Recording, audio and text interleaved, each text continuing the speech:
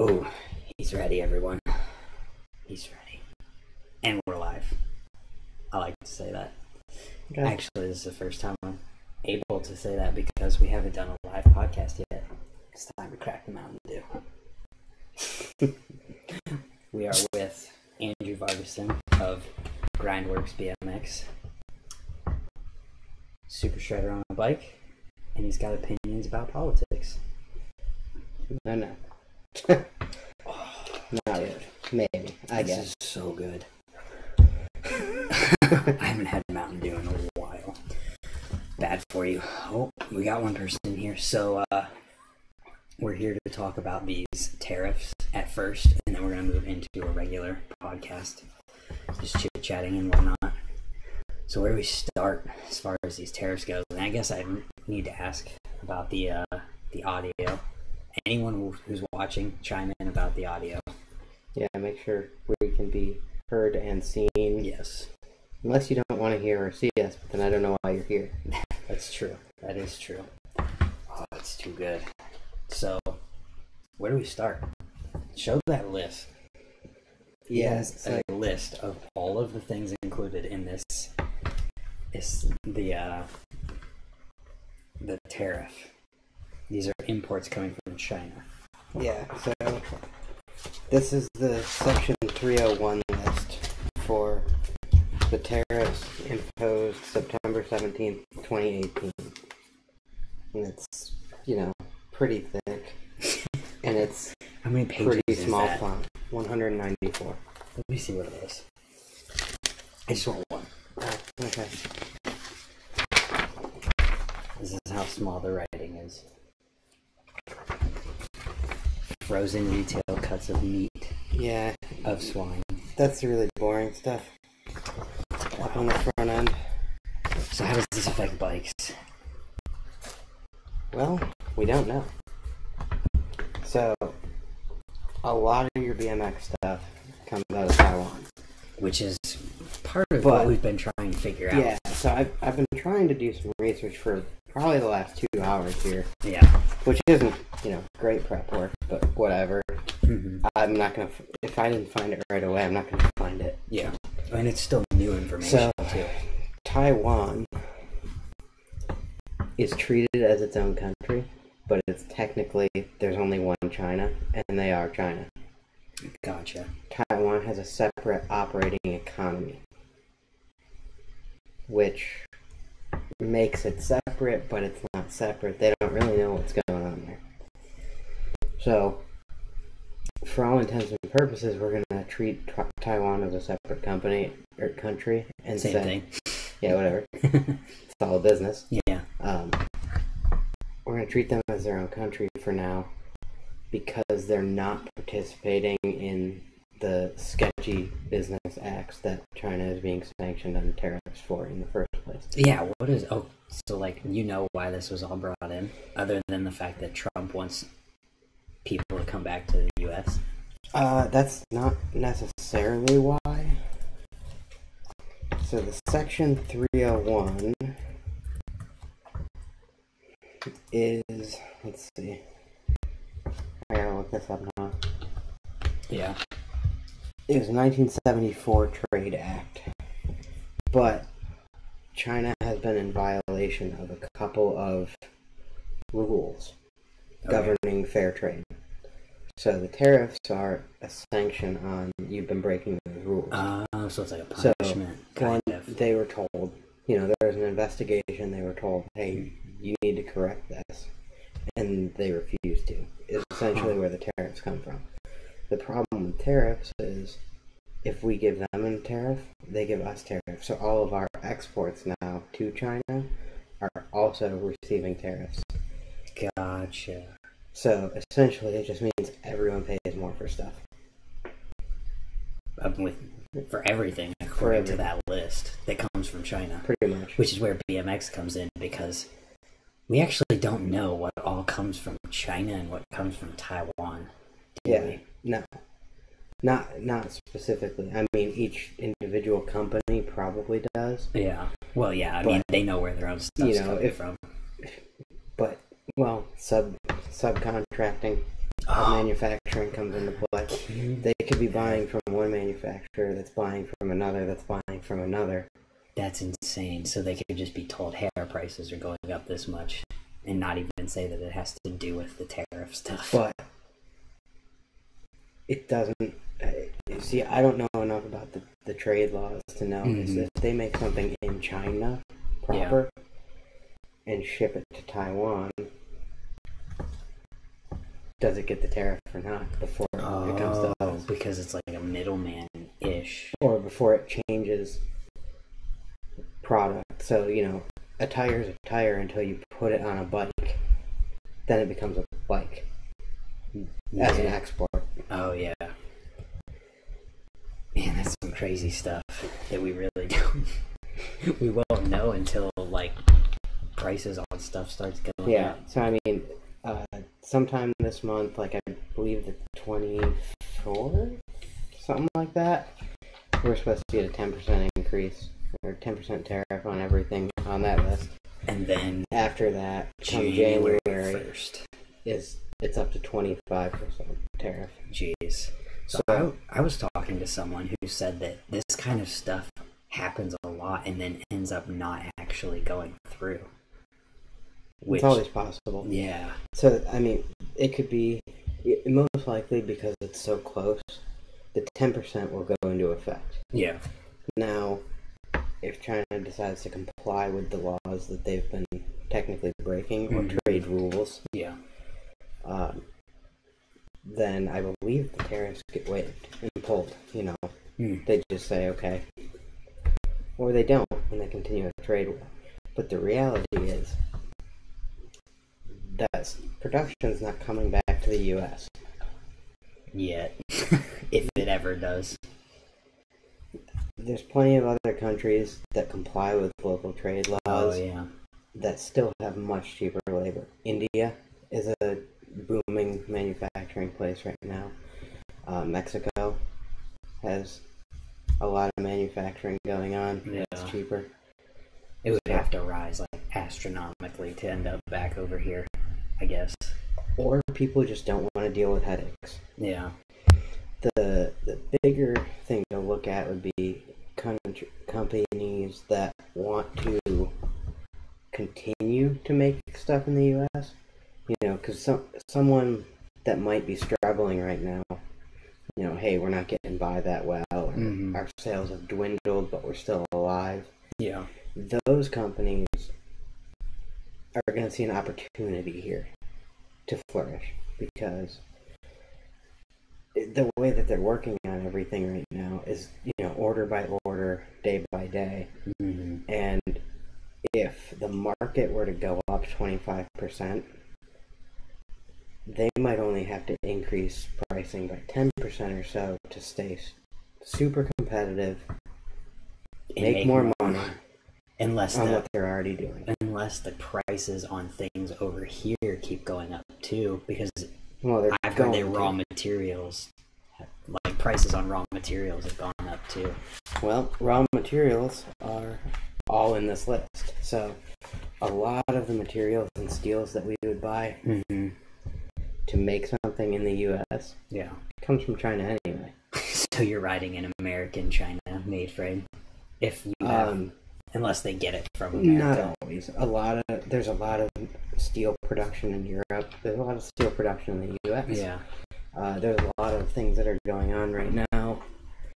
So potentially, in tandem with, but separate from these tariffs, promoting U.S. manufacturing, promoting specifically U.S. steel as an industry, not specifically the U.S. Steel Company, but promoting U.S. steel in infrastructure projects and actually requiring it. I actually printed this out too, which is, what is it? 23 CFR 635.410. For all of you following along who want to pull this up. Yeah, you don't actually care.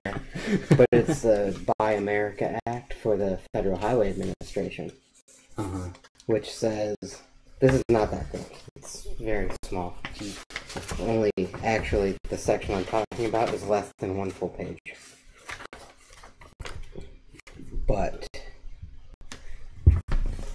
anything being used in infrastructure projects right now is subject to that. What?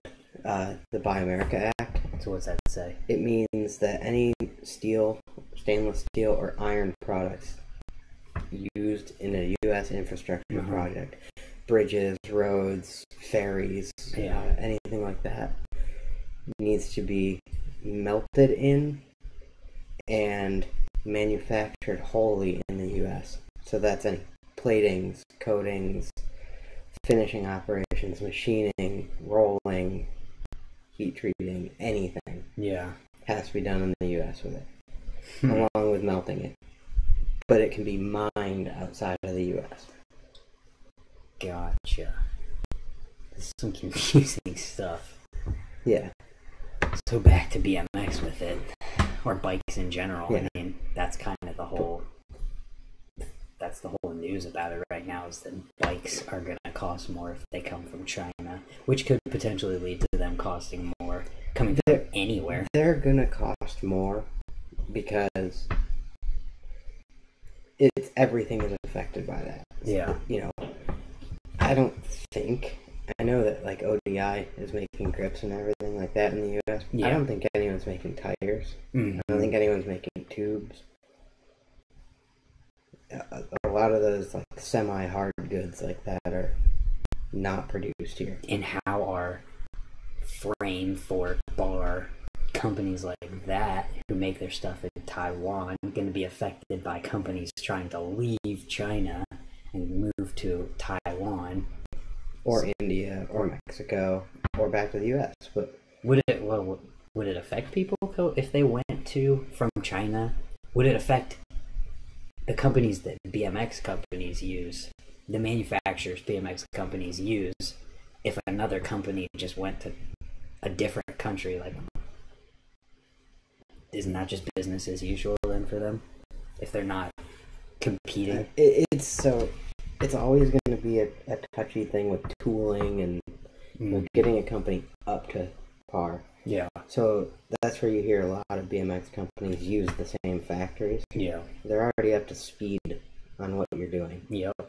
So if you got to teach all new people all new things, it's a hassle. And to know you're going to get a quality product, it's hard to find a good manufacturer. It's hard to do that in the U.S. here. No doubt. I know personally with my work as well as with Grindworks, we handle manufacturing, and anytime we go to a machine shop, you get all sorts of wonderful, things and stories and pictures and parts shown to you. But when it comes down to actually executing, they can't pull through. Yeah. Which is why you've had so many issues. They either fall behind on lead times, or they fall behind on quality. Right. Or, just making things wrong. Mm-hmm.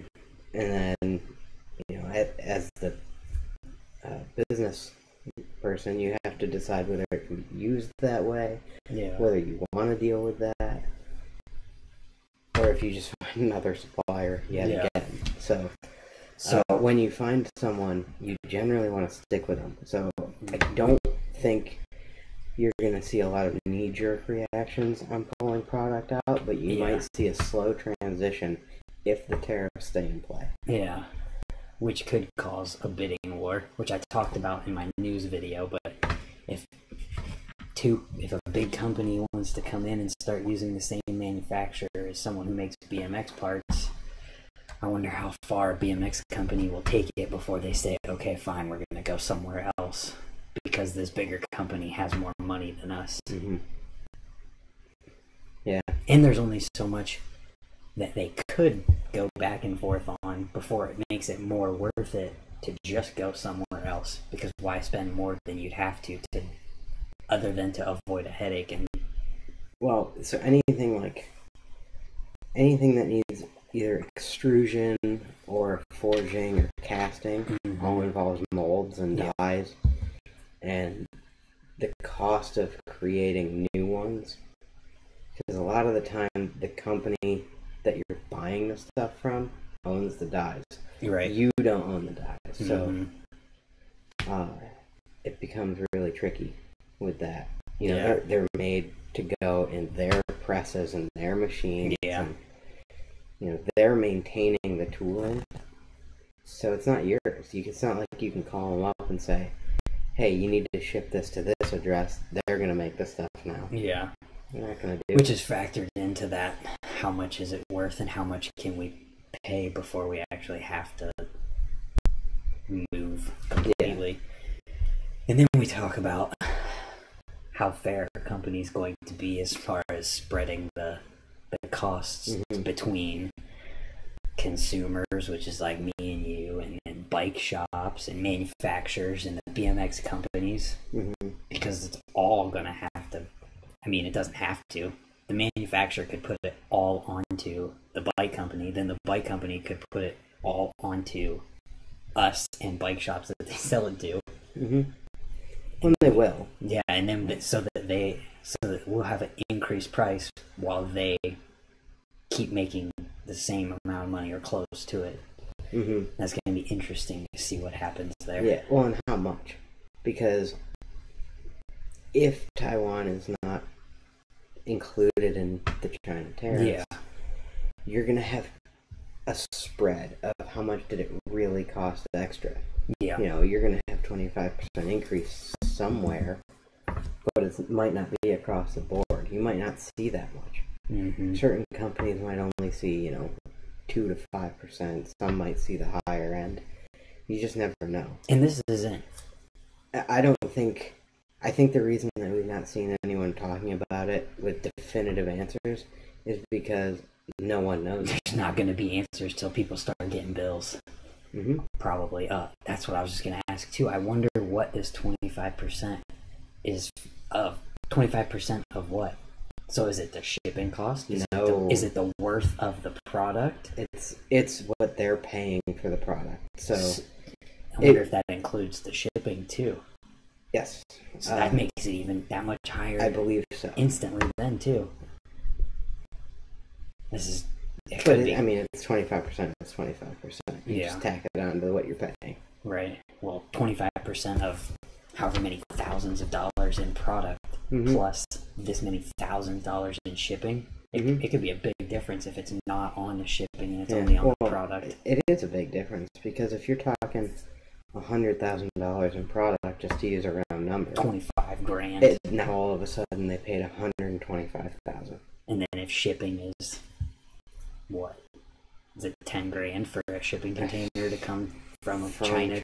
I have no idea. I think it's something crazy. I'm glad that I don't know that information. Yeah, that's one of those things that I feel like I've heard it before from people, but I can't remember specific numbers because it's like when you hear numbers that big, they're like, because you don't have to deal with them. You don't have to remember them. Yeah. I mean, I've dealt with that for work, but I've never written the checks or gotten the quotes for the shipping. I just know that it's substantial. That has to be nerve-wracking as hell for a company. We're getting this many thousands of dollars in product. So they have to pay it, I believe what I saw was they have to pay it to customs. So let's just say, 2 weeks from now, you had a shipment due in that you've already allotted in your finances $100,000. Yeah. And now it's going to cost you $110,000 instantly, and you have to worry about $10,000 more. Yeah, which for really large companies, if you're selling multiple millions of dollars a year and you have steady sales, it's not that big of a deal. Yeah, they might have but that. It is a big deal. And it cuts into a lot of things like overhead and payroll. Everything. Literally everything. You have to get that money from somewhere if you don't have it just sitting in a bank account that's not being touched. So that's where, it's going to trickle down pretty quickly. But we just don't know when. or how much, or what the reality of the situation. It's crazy. Now think about how much. So it's going to customs. They're getting this tariff. I wonder how much money is going to wherever it's going to end up for all of the imports coming from China. Like, how many billions of dollars is that going to have to be? Because everything comes from China. Everything comes from China. Instant 25% more in price. Like, that's going to be insane. That means everything at Walmart is going to cost more money. Because... Yeah, hey, look, can you look that up for me, Jamie? That number was... Okay, one day ago. By imposing tariffs on $200 billion more in Chinese goods. $200 billion just overnight went at 25%. Well, I mean, we got 194 pages of stuff. That this tariff situation will apply to. Wow. That's crazy. And that's just direct. And they just happen to pick bicycles. Well, I mean, when you read down through there's tariffs on bicycle tubes, bicycle tires, there's tariffs on brake cable housing. It's very specific. Yeah, well, it has to be. Yeah, or else they're going to go, oh, that's not this, it's that. Yeah, this isn't a bike tube. This is a tube for a pool. I don't know. Yeah. Anything like that. And I don't know how much you saw about them. There's harmonization codes, too. So I don't know what that means. It's an 8-digit number on the side here.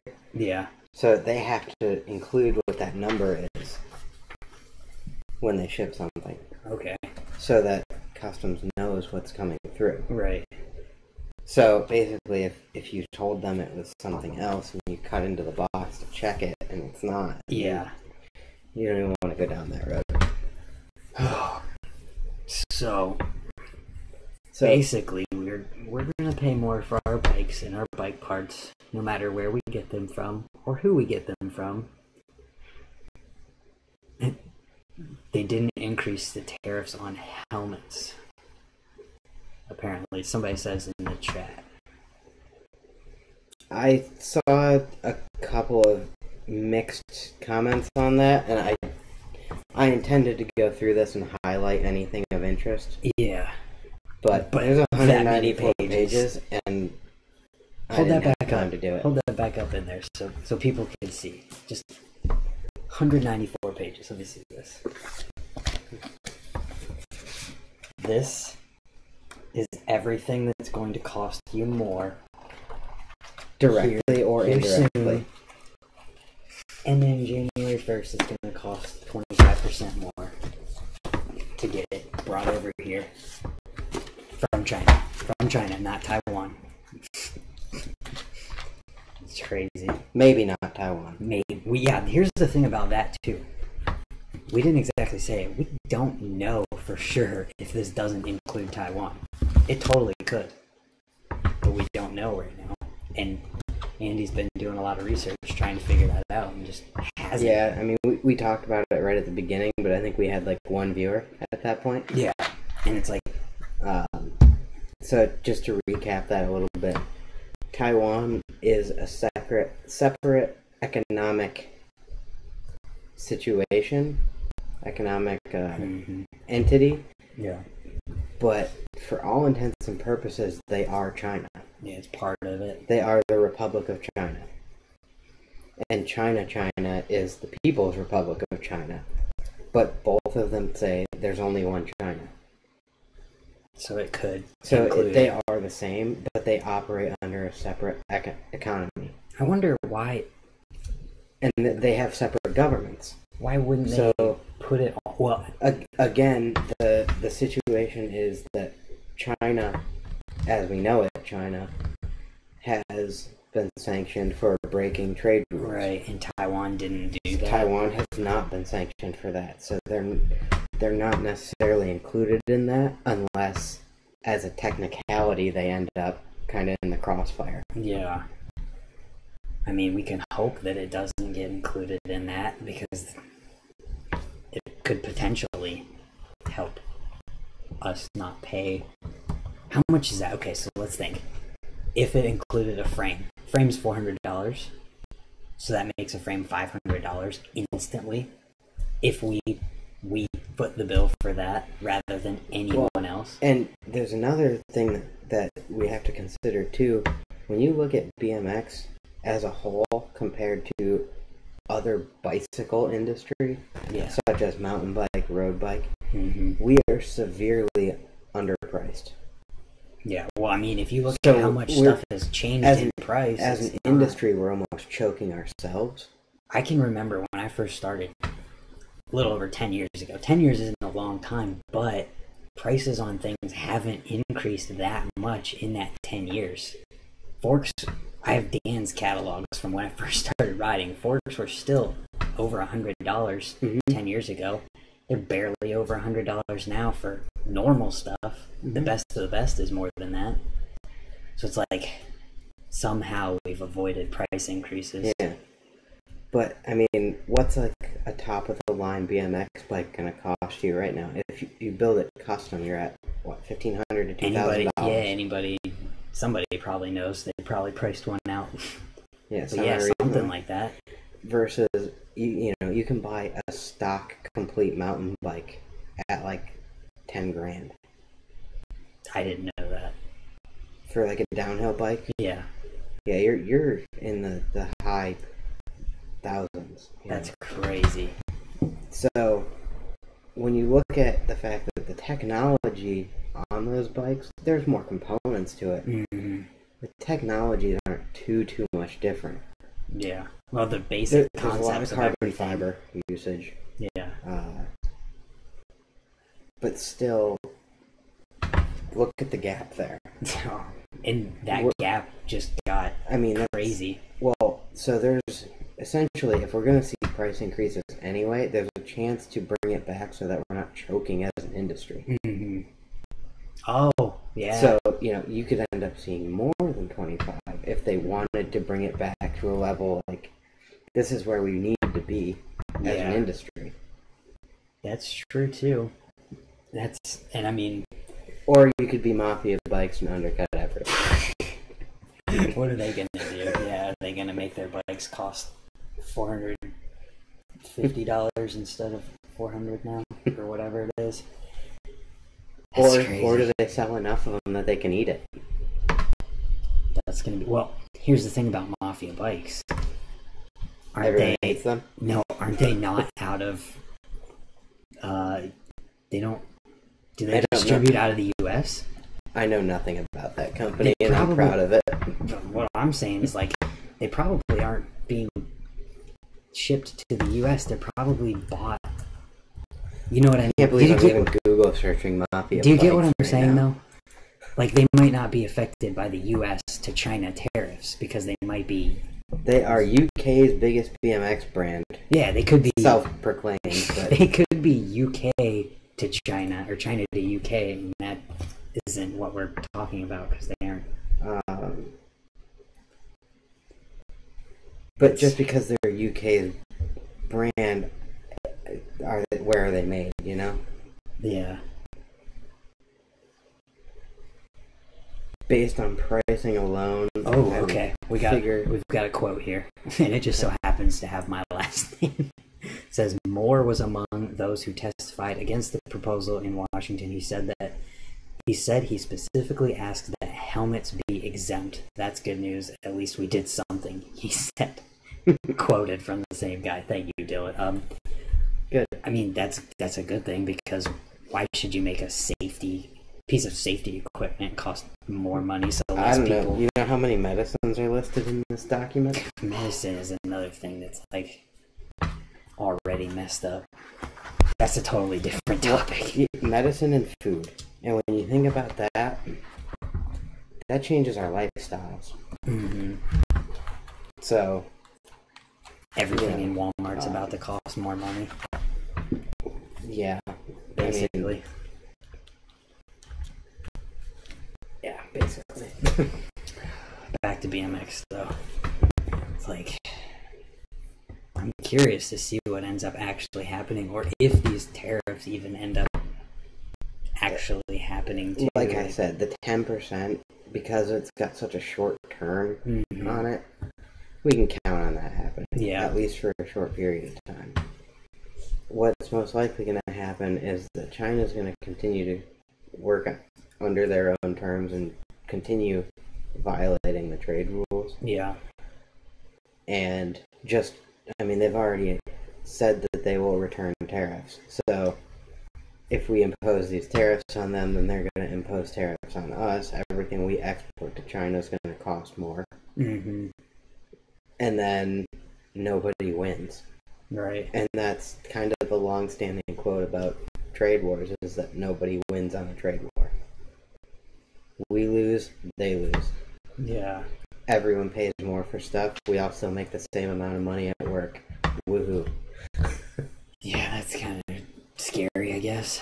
It'll be very interesting to see what happens and what comes from all of it. Mm-hmm. Yeah, I'm still on the Mafia Bikes website, and I actually don't care to find out where they're made. So, goodbye. They're made... You know that they're probably made in China and whatever. They have to be. Yeah. You would think anyway. Why are we promoting that brand by even mentioning their name? Yeah. I started it. Why did you do that? Because it's relatable and everyone knows. Yeah. Well, I mean, that's a totally different subject than this. Because they... But it's also something to bring up, because eating that cost is a reality for some companies that want to get ahead. You know, if you want to kind of choke some other companies out and make them hurt, then you just eat the cost. Yeah, well, that's true too. Because if you're... Because it's a short-term thing, you know. If you're the one company that doesn't raise your prices and you make decent stuff, everyone's gonna buy that because it's that much cheaper and it's the same quality. At that point, who cares? Mm-hmm. I mean, well, I guess people are still gonna... Not everyone. There will always be people who have money burning holes in their pockets and they won't care. Mm-hmm. But at the same time, most BMX riders are broke and are going to buy it. If a company decides they're going to eat it, you're going to see them drop a team. Oh, yeah, that's true. Most likely. Because they're going to have to save money somewhere. Mm-hmm. And if you want to be real right now, there's a couple companies out there with teams that probably aren't doing much for their money and what people are buying. Mm-hmm. There's potential for it there. I could see that, which would suck completely. Well, and what are you gaining? Because if you don't have someone out there promoting your product heavily, then you're going to see someone else's product day in, day out, because someone's going to be promoting someone's product. Mm-hmm. So if you're not in your face about it, you're going to kind of get lost. Yeah, which happens. So, you know, if you drop your team, there's no one promoting your stuff. Yeah, other than the fact that your stuff is the only one that didn't rise in price. Yeah. But what's that say about your brand? Like, it just looks bad. That's true. It's going to be crazy to see. I mean, maybe not crazy, but interesting is the word I keep coming back to, because that's what it is. It's going to be interesting to see how things are affected. Yeah. And just whether you want to have a team or not, too. Maybe some people see it not that beneficial. I know that I don't necessarily see it that beneficial on the stuff I do, but I do my, Grindworks stuff on such a small scale. Yeah. Yeah, I mean, a team is for, like, a company who's advertising to the entire world and who has the ability to sell to the entire world at the click of a button and they're not worrying if someone buys something in freaking Africa or something like that, something crazy. They aren't going to have to be like, oh man, how much is that going to cost to ship out there? Like, you already know. Yeah, it's all established and whatnot. That's one thing. That too, you know, a lot of companies, you've got distributors like QVP and everything dealing with your product. So if you're importing product, you're buying it from the factory, you're selling it to QVP or any other distributor. Yeah. They're selling it to the bike shop. You can eat that if you cut the distributor. That's what I was just gonna say. Like when you brought up distributor. So, like you know, they're generally a little bit higher priced, but like if you go to a company that has a direct distributor, that's realistically it's them, but they're operating under another name. Like Odyssey has full factory. Okay. Kink with Blackout. They are their distributor. Yeah. So you've already cut that middleman out, essentially. So they're kind of in a little bit more of a... They don't have as many options, I guess. They don't have as many options if you're already handling your own distribution. But it also makes it, like, those companies that aren't sold through places like QVP make it kind of burdensome on shops, too. Because now instead of having 3 accounts with major distributors, you've got your 3 accounts with major distributors, and then you've got an account over here, and an account over here, and an account over here, and you have to keep them up. Yeah, well, a lot of those companies, I mean, I wouldn't know about, like, Blackout, but companies like Merit, for example, shout out to Montana Ricky, and the peeing water over there. Yeah. But companies like Merit and Profile, who are having stuff literally directly from the company, don't have minimums. So you don't have to keep the account up. You just need to have an account existing so that you have the option to tell someone who wants to buy something, or if you want to stock something, you just call them up and they have your information so they can bill you for it, or however that works after that. So the other thing with distributors too is that distributors sometimes don't have enough of what a bike shop might want.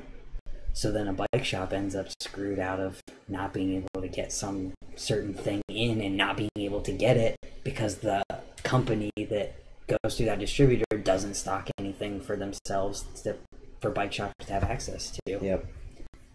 Which kind of sucks. And it's like, I feel like the distributor model almost doesn't make sense in BMX anymore because of how small it's gotten. It makes sense for shops because you're not typically ordering just something for BMX. If you go in and you ask for something specific, they might place a special order. Yeah. But most likely they're going to look at that site or call them up and say, hey, look, you know, I need to restock on tubes. I need to restock on this. I need to order a couple complete road bikes. You know, a shop's going to handle that through a distributor much better than they handle it through individual companies. Yeah. Because of shipping. I guess it depends on that kind of thing. But it's like there's not enough money to go around in BMX to be able to afford to, especially with all this stuff coming, to be able to afford to pay the distributor so that they can get paid, the bike shop so they can get paid, the company so they can get paid. Like there's instantly 3 things that are tacked on to the cost of just the part that you're buying in order to put money in enough people's pockets to keep people involved. Yep. That's and then tough. You've got the team thing too. That's just overhead for a company. And also event sponsorship. So, you know, when you send a box of prizes out, that costs you money too. Yep. And that could either be kind of nixed or they'll become very selective. Or prices just go up and they continue business as usual. Oh yeah, they factor that into. You know, if you just increase your prices accordingly, you don't have to make all these tough decisions. Yeah. But everyone has to play by the same rules, or else you just shoot yourself in the foot. Yeah, because if one company doesn't increase their price, or a few companies, or only one company increases their price, there's kind of like... But the other thing is, if you take this into account, they have perfectly good reason to raise their prices. Oh, absolutely. So prices go, from $400 a frame to $500 a frame, 25% increase. When and if the trade tariffs get removed, because either things comply or we just drop the trade war in itself. Yeah. What company is going to be like, we used to make $500 on this and everyone's paying it. Why should we drop it back down? They're not going to put it back down and they're going to make that much more Or money. maybe it goes to $450. Yeah, that's true too. So there's good motivation from a company business owner level to use that. That would suck. That would feel very, very dirty if that was how things turned out. Because we like to think that BMX is one big happy family and whatnot, right? It's still a business. Yeah. And the reality is, because BMX, at least in my generation and the generations prior, it was counterculture. So it wasn't mainstream, it wasn't cool. Mm-hmm. And what comes with that is kind of the hating making money. Yeah. But you're running a business and there's nothing wrong with wanting to make money. In anything you do. No. You need to make money to live. So that's perfectly fine. It's when it gets taken to a greed aspect. Yeah. And there's a huge gray area in between those. But there's nothing wrong with making money. Mm-hmm. And if you have the opportunity to do so, we already talked about we're choking ourselves off because we're underpriced compared to the other bicycle industries. Yeah. So if it's a stepping stone to at least making money for the industry as a whole, bringing money into the industry as a whole is good, because then there's more events, more yeah, that's what I was just going to say. We have, if they do good things with that money, better money to promote products, and just all around, more money in the industry is a good thing. Yeah. Paying attention to where it goes is another. Mm-hmm. So that would come down to what companies are you investing your money in? Are you buying mafia bike stuff? Who's arguably not really doing anything for BMX other than paying certain riders. They're paying certain people. Based on my comments, they've decided what method they want to take, and they're making money. There's essentially nothing wrong with that, other than that it doesn't fit the model of going through distributors and going through bike shops. Yeah. Direct sales it's good for the consumer, but it's bad for the industry. Mm-hmm. And to argue that, it depends on which side you want to sit on. That's true too, and I also look at things like, if I'm buying something from Profile, I'm not going to buy it from a distributor.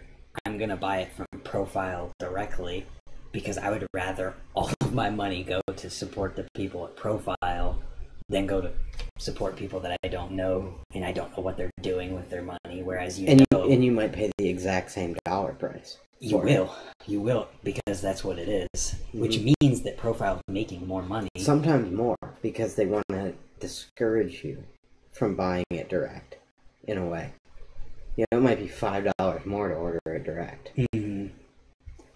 I like the idea. It's funny because it's the exact same thing almost as buying from Mafia, buying direct from either of these companies, but Profile does more with that money, and they help BMX out, and they actually care.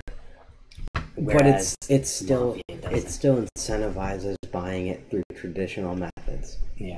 It's available to buy direct, but it incentivizes traditional methods of going through a bike shop or a mail order, which involves the distributors. Yeah, I guess I'm saying these things through the eyes. The difference there is that you're paying true retail value as if you'd gone through a distributor. Yeah.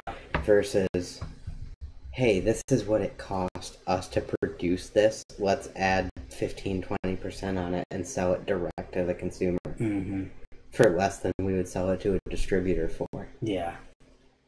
And I guess I'm also looking at it through the eyes of I wouldn't actually buy it through Profile, get it from the bike shop that got it from Profile. Mm-hmm. That's so ingrained into my head that I don't even consider it anymore. Yeah.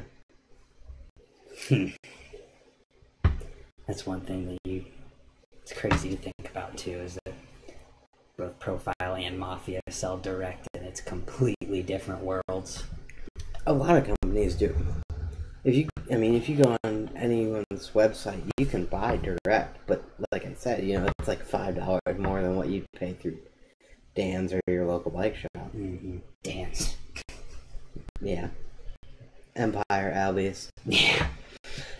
It's just one of those things. What's going on with Dan's right now? Are they still there? Is that still a thing? I believe they're still a thing. I wasn't sure. Here, I have the internet at my fingertips. Dan's Comp, are you a thing? Their website's active. Well, they're still selling stuff. They have a huge ad for fiction bikes. Fiction bikes.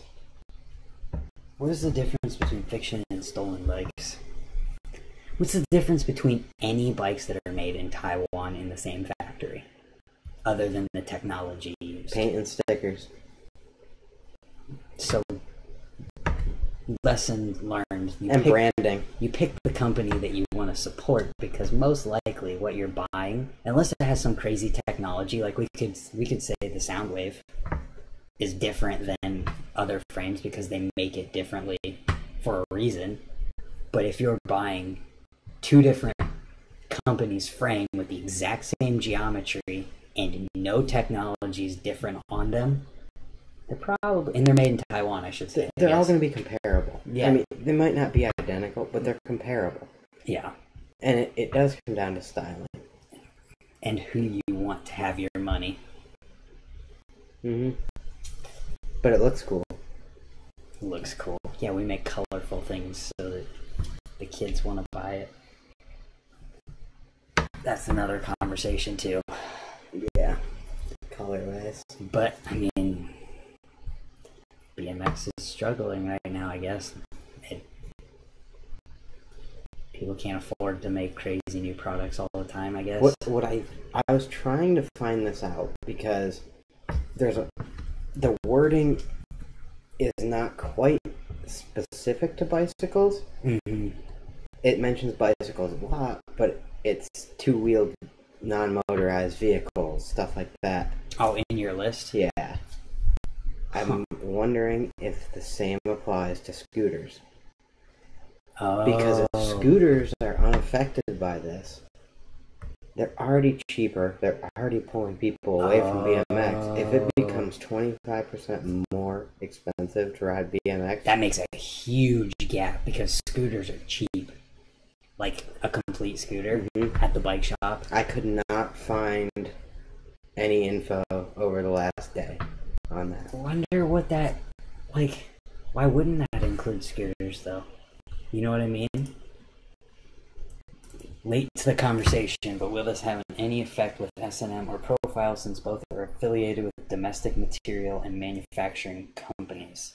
Profile, I feel like, won't be affected as much because they locally source everything.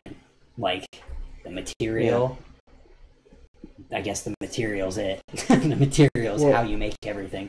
So they get everything that they use to make stuff locally, and I guess the only reason that might go up is if the same stuff we've been talking about, if raw material prices for everyone increase, why would a local company keep theirs super low? if everyone else's stuff costs more, other than integrity, maybe. Well, but the question of will it affect? Of course it will. Yeah. It's a huge opportunity to, you can have the same quality product and not have to be more expensive. Mm-hmm. So it will affect. I think it's an opportunity for any of those American-made companies to grow. Whether it really affects any of us, again, to what degree, is totally up in the air. Yeah, we have no there's idea. no answers. That's kind of crazy to think about. So Profile, can you imagine Profile bigger than it already is? I mean, everybody already knows that they make some of the best stuff that you can buy. That's why they've been around for 50 years, literally. What about S&M, though? I don't really know anything about S&M as far as if they use American steel to make their stuff or anything like that. They also, Profile doesn't make tires and pedals and other things that could be made in China. Like, yeah, well, and some of that stuff, like anyone that's selling tires, it's coming out of Taiwan or China, or they're one and the same, but they're different. Right. So, like, that means that S&M, as far as the stuff that they make over here, could be in the same situation as Profile, but then some of their other stuff, like their tires, their grips, well, do they get their stuff from do they get their grips from ODI? That's one thing I'm curious about, genuinely, and I would love to know, is like the ratio of grips produced to grips produced by ODI in the US within BMX. I wonder how many they actually make. Yeah, I don't know. I don't know. Who would know other than ODI, maybe? They probably don't want people to... I guess ODI would probably want people to know that, but maybe not everyone else. I don't know. I think that anyone that's doing that is generally proud of it. Yeah, that's true. I don't know. Somebody should make a list. I can't say it definitively, but it's probably pretty safe to say that if anyone is saying their grips are made in the US, it has to be ODI. It would have to be, almost. Like, who else would you go through? They make... Well, there's a lot of companies that do rubber molding, so it doesn't have to be. Yeah. I mean, there's companies right here I could call up and get rubber molds made and have product made. Yeah. It's that they already know what they're doing in that particular niche. And the funny thing is, I've heard people say, like, when we were designing our grips, everybody knows that ODI is the best, so we do something similar to that, but put our own spin on it. Yeah. I bet that they're getting that made by them too. What's up, the Ninja? Oh, somebody gave me a super chat. Said, here you go, you deserve it. Thank you very much. They donated $3.99 Canadian. High five. We did it. So, Taiwan versus China. If anyone out there knows definitive numbers on what's produced in China versus what's produced in Taiwan, versus if this tariff even applies to Taiwan, because we don't, and the internet can't give us totally They're the same country, they're separate operating economies. Whatever that means. And the Taiwan economy is not violating the trade rules. That's the recap on that. Yeah, I guess we're going to find out whenever frame prices start. I'm thinking that no one's going to find out until they receive a bill. Yeah. For the trade. And at that point, I mean, if I was a company, I would not want to openly talk about this unless you had some strategy that you put together to try and put yourself in front of it, to maybe put yourself ahead of everyone else with this strategy. But then the reality of it too is, we've got like We the People, we've got BSD, we've just got a bunch of European companies that are fairly popular right now. Yeah, BSD's huge. We the People's. Yeah. You know, if it's coming from Europe, we've already talked about this. Is it port of origin or is it country of origin for the product? Because if they're shipping it to us from Europe, is it affected? Even if it came from China, you know, are they just going to ship it elsewhere first and then here? Yeah, I guess the question is, or how long does it have to stay there? Yeah, you know, there's a whole bunch of weird situations that can apply here. And does it matter more where it was made or where the company is at? Like, that's something crazy to think about. Also, same Ninja gave 99 cents more Canadian, so thank you for that. Yeah, who can answer that? Wait, does he even care about this discussion? Yeah, do you care about this discussion, Ninja? He just said, hey, Brand, threw some money at us. We're an hour in. Because I haven't... That's kind of cool. I know, it is. I haven't looked to see if Canada or any other nations are also sanctioning the same trade violations. Yeah. Because, I mean, they're breaking trade rules. You would... Yeah, who knows, man? That's one thing that we'll probably find out in the future. I mean, when was this stuff put into place? You said September 17th? Yeah. So that's... Today's the 23rd? That other list I sent you a couple of days ago was from, like, March, when they were proposing these tariffs. So this has been this is a long-standing thing that they were trying to get them to comply before they issued these. I wonder. And then I think when they proposed the list, they're trying to use it to strong-arm them into just complying with their rules. No doubt. And then it's like, well, we don't care. And they're just like, all right, well, we can't not do it now. Yeah. I don't know, man. Oh, that sugar's kicking in. Oh, sick. Yeah, that's what it feels like. It feels sick. It just keeps coming down to the fact that no one knows exactly what's going to happen, and we can't find out until months and months go by and we see what happens to part prices. It sucks to think about how this could affect bike shops, being that everything other than the scooters that they sell will be impacted. I would just mention it because it's a fun comment, but on that list that I sent you the other day, rocket launchers were included in the tariffs, and flamethrowers.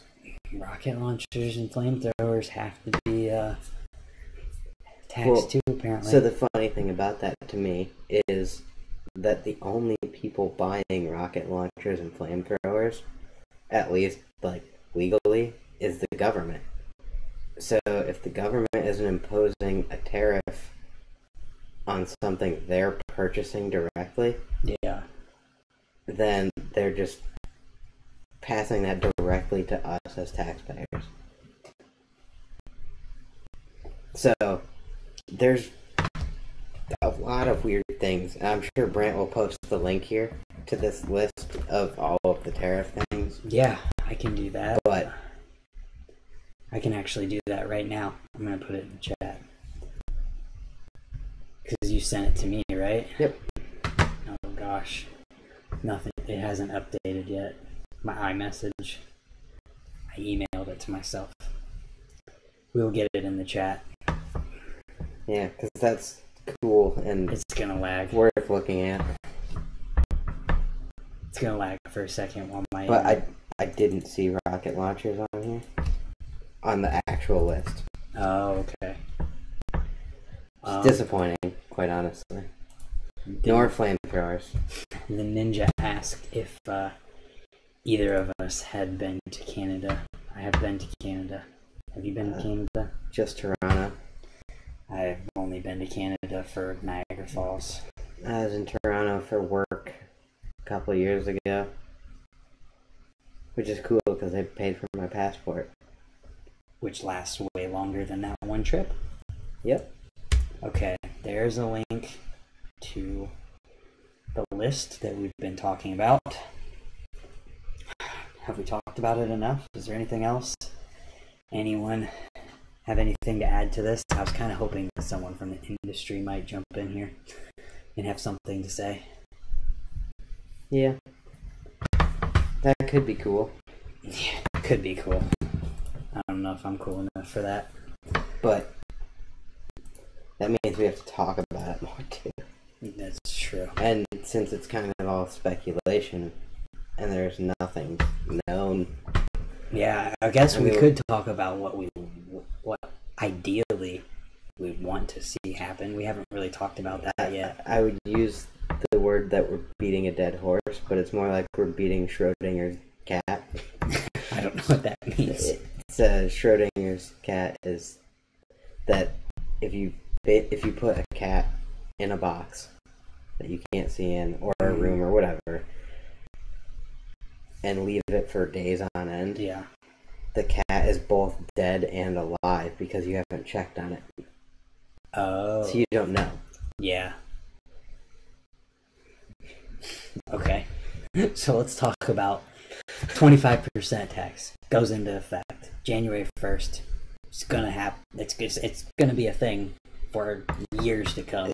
What do we want companies, manufacturers to do ideally if we could have it any way we wanted it to?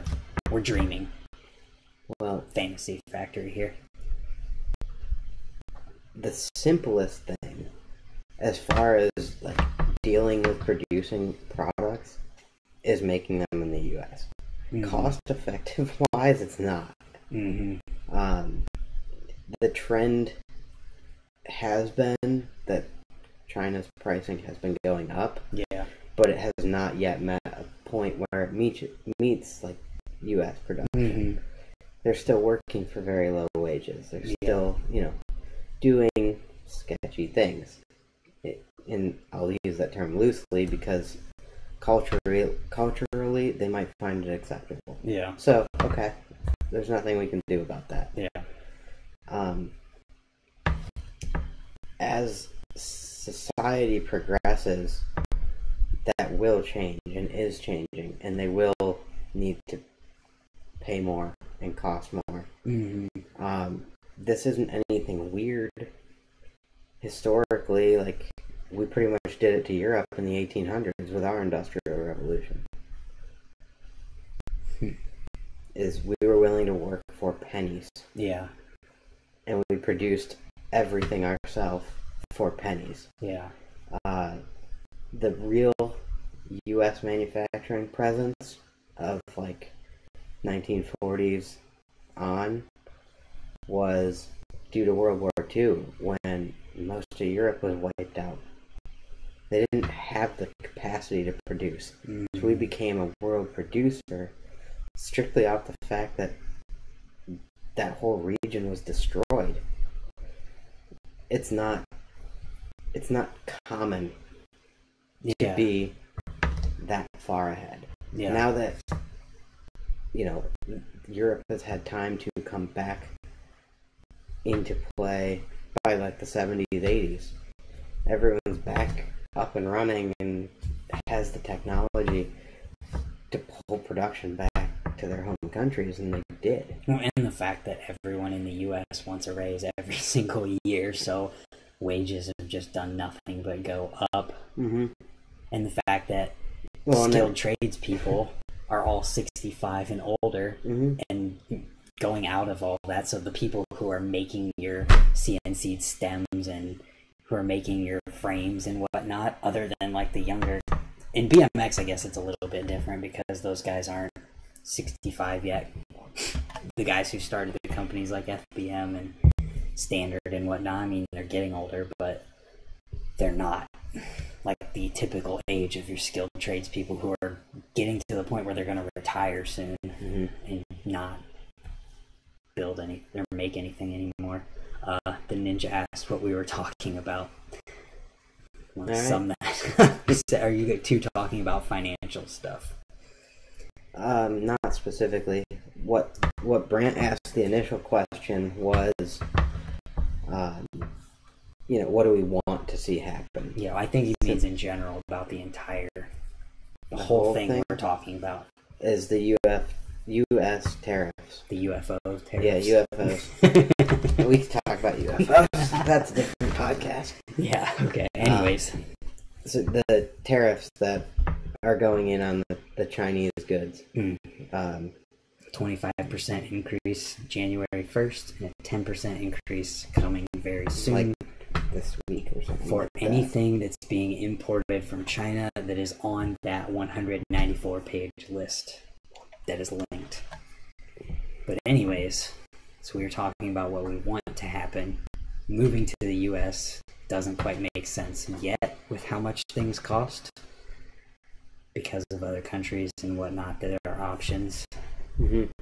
Yeah, like India is coming up. Mexico has production and facilities, and they are cheaper. So are we going to create another China? Maybe. Is that our ideal thing? We find another place that will make everything super cheap and then move everything there. It's not only about being cheap; it's access to resources, and China is resource rich. Gotcha. So, like, you're not gonna move something to like a really poor country in Africa if they don't have the resources to be able to produce product there. Yeah. Because shipping like iron ore or something to get it refined there, you'd kill everything. So it's basically like you'd need a perfect storm of a place. Yeah, China has lots of people, has lots of resources. Yeah. And they're willing to do business for cheap. So, that's kind of where India is kind of on that same thing. Mexico is not really as cheap. Yeah. They're still cheaper. It's closer. I don't know if that means anything other than the fact that things probably would be shipped by air and by truck rather than by a ship in shipping containers. Trains. Yeah, okay. And that's a shipping container on a train, isn't it? So it's still the same concept. Yeah. So is that what... Well, and then it goes to a hub and gets devanned and put on a truck. A distributor hub that's kind of like that. They have to get paid too. The shipping distributor. Everybody's got to get paid. That's the idea here. So what's the ideal thing? Is it moving to another country? Or is it hoping that this trade war just goes away? Pretty much.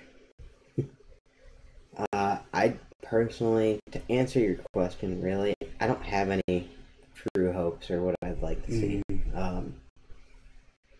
I think it's a good opportunity for a lot of the U.S.-based or UK-based companies to advance themselves, essentially. Well, are those companies like BSD and We the People actually made in Europe? That's the question to ask. We the People, I believe, is not. But I don't know that for a fact. But again, it comes down to the question of... Oh, does it? Yeah. Is the middleman... Is it... Yeah. Are you still taxed? Ship it there? Yeah. Are you still... Does the tariff apply to a middleman as well? That makes sense. Which, I mean... It should, theoretically. Or else you're just going to have a company that pops up in Europe or somewhere or Canada, and just buys everything. And we buy it through them, pay them 5% of everything that comes through their doors, and they just take it off of a truck and put it back on another one. That makes sense. It also could be a thing of does buying or do they take it out of a package, rebox it, and call it something else? Yeah. So something that's interesting to note about American production is that made in the USA doesn't mean it was really done here. Yeah. Like, country of origin for a product is when it changes definition. So, like, you can buy all of the parts for a car from China. Yeah. Build it here. And build it here, and you built a car in the USA. But you didn't make it here. But you did. It's too late for this kind of thinking. It's like, oh, so God. There's just so many questions. If you're gonna do it that way, then you have a company set up in Canada that buys all of the piece parts from China and puts the complete bikes together. Ships them to the US. Boom. That's change from parts to a bicycle. That's also if you keep the same model of distributors and bike shops and whatnot, because what if the bike shop is the one buying directly from some distributor in the UK or something? Like, couldn't that be a thing? All parts and stuff go to a distributor, then the bike shop buys it. Is that skip your tariff because the bike shop is bringing it from this I don't know distributor, enough about the tariff laws to comment. We don't know. We need an expert. Someone actually knows that answer. Yeah, we need an expert. That is a clear answer that we don't have. Yeah. So then also there's the aspect of if you bought something from a company who had something made in China that you buy it from Europe and it comes from Europe, I mean, you're probably not going to have to pay that tariff yourself buying a single product. It seems like it's shipping these big, huge things as a company. Like, not a consumer, a company. You know what I mean? Well, no, it's any import. Any import at all? From there. So, like, if you're buying something from China at all? Yeah, it really depends. It's so... Oh, it's too late for this kind of thinking. Oh. Should we talk about bikes? We are. I mean, like... Bikes are cool. Like the sessions and all that good stuff. Tell me about Grindworks. I want to hear how Grindworks started. Grindworks started when I broke my ankle and had nothing to do for, like, 6 months. Well, when was that? September 29th, 2013. Wow, so you're coming up on 5 years here in a week. 6 days. Yep. What did it start as? Like, you just make some shirts, or did you just No, instantly go to pegs? said, let's make pegs. That's cool. And then we tried to figure out a name. So it started with myself, Sam, Shroggy, and Cameron Turan up in Binghamton, New York. Yeah. Vestal, to be specific. But we just did that for a little while and then kept doing it. Sam's involved from, like, an ideas and part of the crew standpoint. Yeah. Not so much in actual day-to-day. Cameron's involved to whatever capacity he's able at any given time. Yeah. But if you see a post on Instagram, there's like 99% chance I did it. Yeah. Stuff like that I'm handling a lot of that. I'm curious, like, how does that develop over time? Is it the same as it was in the beginning? You make pegs, people buy them? Well, our initial peg was, let's make a really heavy, long-lasting peg. Yeah. And we did sell a bunch of them. And then the problem with having a really good, long-lasting product is that you have a really good, long-lasting product. So people don't need it unless they want it to look good and, or something. And it's a niche product. Yeah. So we had a very specific product for a very specific person. Oh, that makes it even smaller. And then they don't ever need to replace it. So So I mean, it's a good problem to have ish because I'm sure you care about the people who buy stuff. Yeah. You don't want them to have to buy pegs all the time, so you make a good peg for them. I mean, I don't want to have to buy pegs all the time. Right. So ideally, then you just, if you want to be technical, the product was for me because I hated everything that was on the market.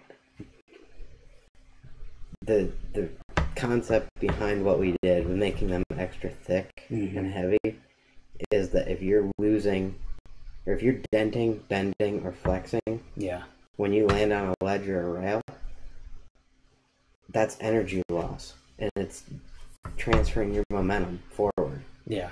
So the energy that it takes to bend, dent, or flex metal, steel, is going to take away from your slide. So when you've got really thin pegs, you're not sliding. Oh.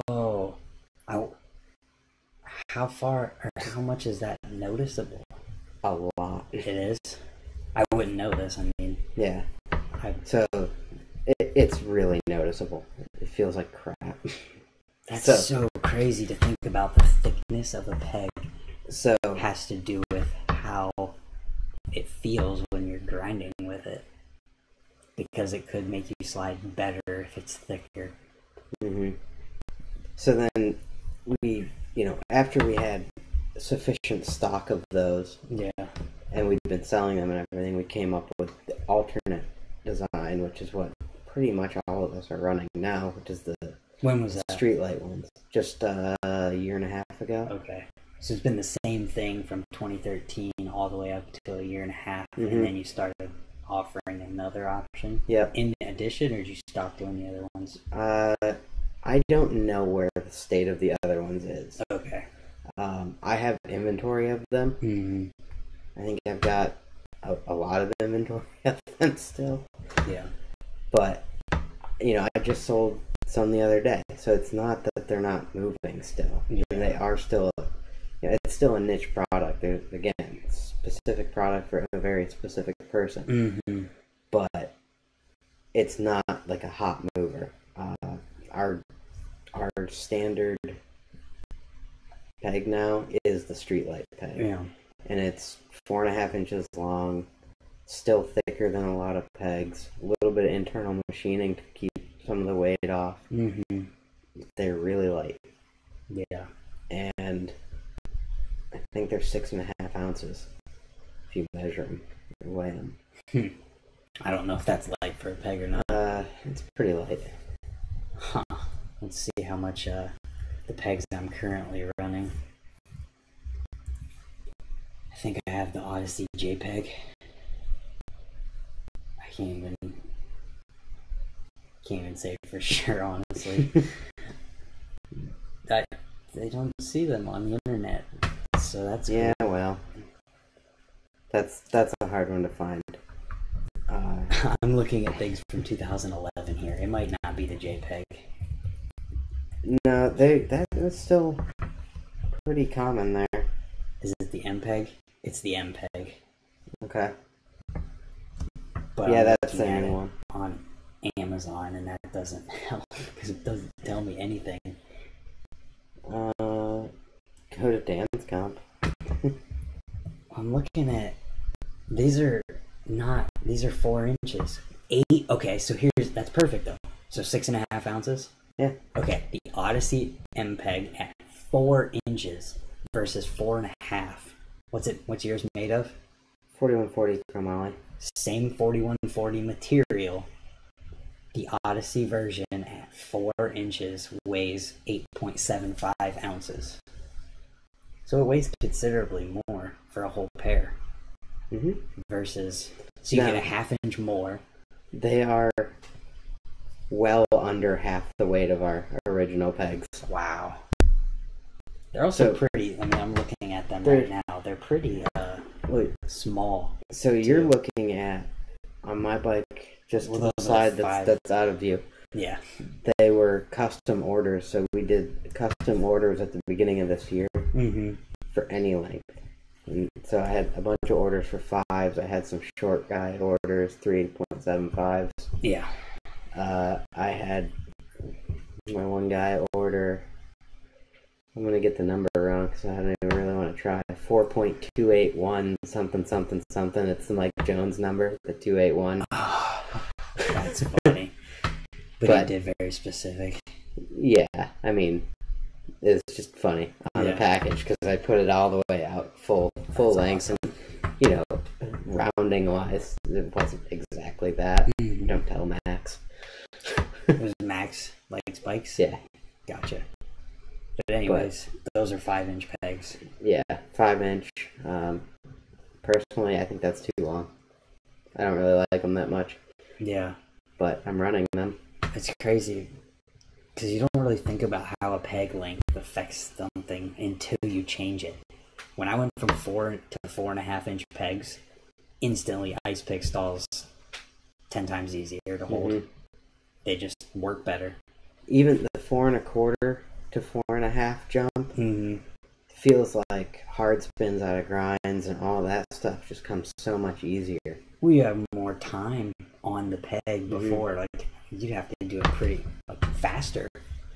But the 5 gets to the point where, like, I guess I might just be too used to the 4.5s. But like riding tight trannies and stuff, you just feel like you can't quite get away from chinking your peg and stuff. Oh, that's interesting. Like you got to come in steeper at things. Yeah. And when it's only a 12-inch radius or something, like steeper is not your friend. You don't want to be going straight in on anything like that, that's for sure. So, like, that type of stuff, I just don't like. Yeah. I wonder what 4.75, how much difference that would make. I don't know. But I've always been happy at the 4.25, and then I'm super happy at 4.5, so... You gonna go back to Probably will, but for the moment, around the 5s, I don't care. You're doing good grinding on them today. I mean, there's so much peg, how can you miss? That's true. That is true. So what's it like grinding a rail with 5-inch pegs? You just gotta make sure you don't come up under it. No doubt. Oh, that would probably be harder, because you have to be further away than you necessarily... Yes and no. I mean, the reality is if you're that close on your way up, it's sketchy no matter what. Yeah. No doubt a 1/2 inch isn't going to make that much of a difference. It shouldn't. Yeah. But it does. You know, if you're coming up and you're hitting your peg on the rail on the side of it or whatever, you were going to do that anyway. So you made the streetlight pegs. You have those right now available for anybody? Always. That's good. There's shirts, stickers, wax, that type of stuff. Yeah. Hats at one point. We haven't really kept up on hats. No, we haven't really kept up on much of anything in the soft goods department. Yeah, well that's... So, like, if you were to go on our web store or whatever, like, slim pickings. Yeah. So... It's just the fact that you have pegs right now for anyone to get. Yeah, they're made in the USA, made in Pittsburgh. You can't beat that. Are they sourced metal from the USA? Are they actually made in the USA?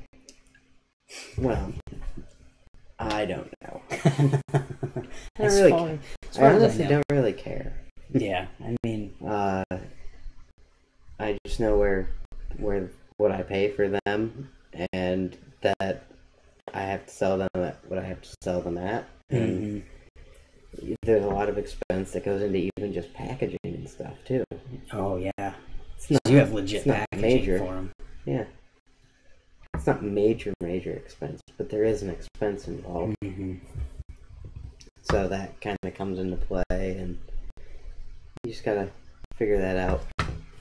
So what's it like running a small BMX business like that? As he takes a drink from his Mountain Dew. Yeah. Running a small BMX business, I can't really comment on too much, and I'm going to say that because I work a full-time job. Like you're not relying on it. I don't rely on it. Yeah. I do it. It's a hobby. And if it became huge, it would become a burden. Yeah.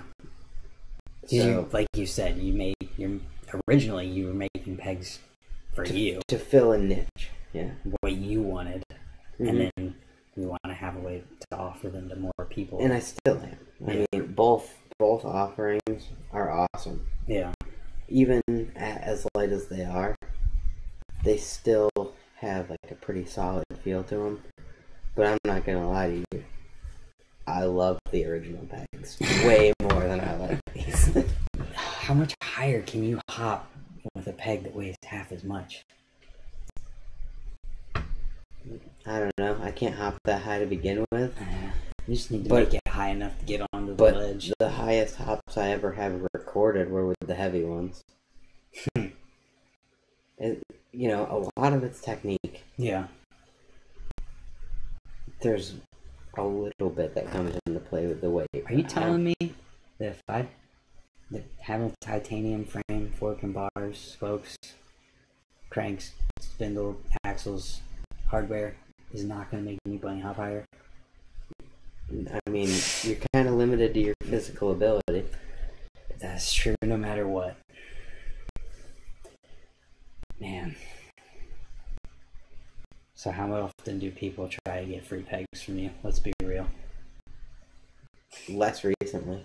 Yeah? But for a while, a lot. Yeah. Sometimes,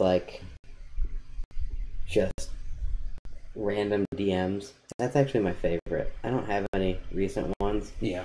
It would take me a minute to pull them up, and I wish I had done it and just screenshotted them. But I love getting DMs that are just like, oh, you want to sponsor me?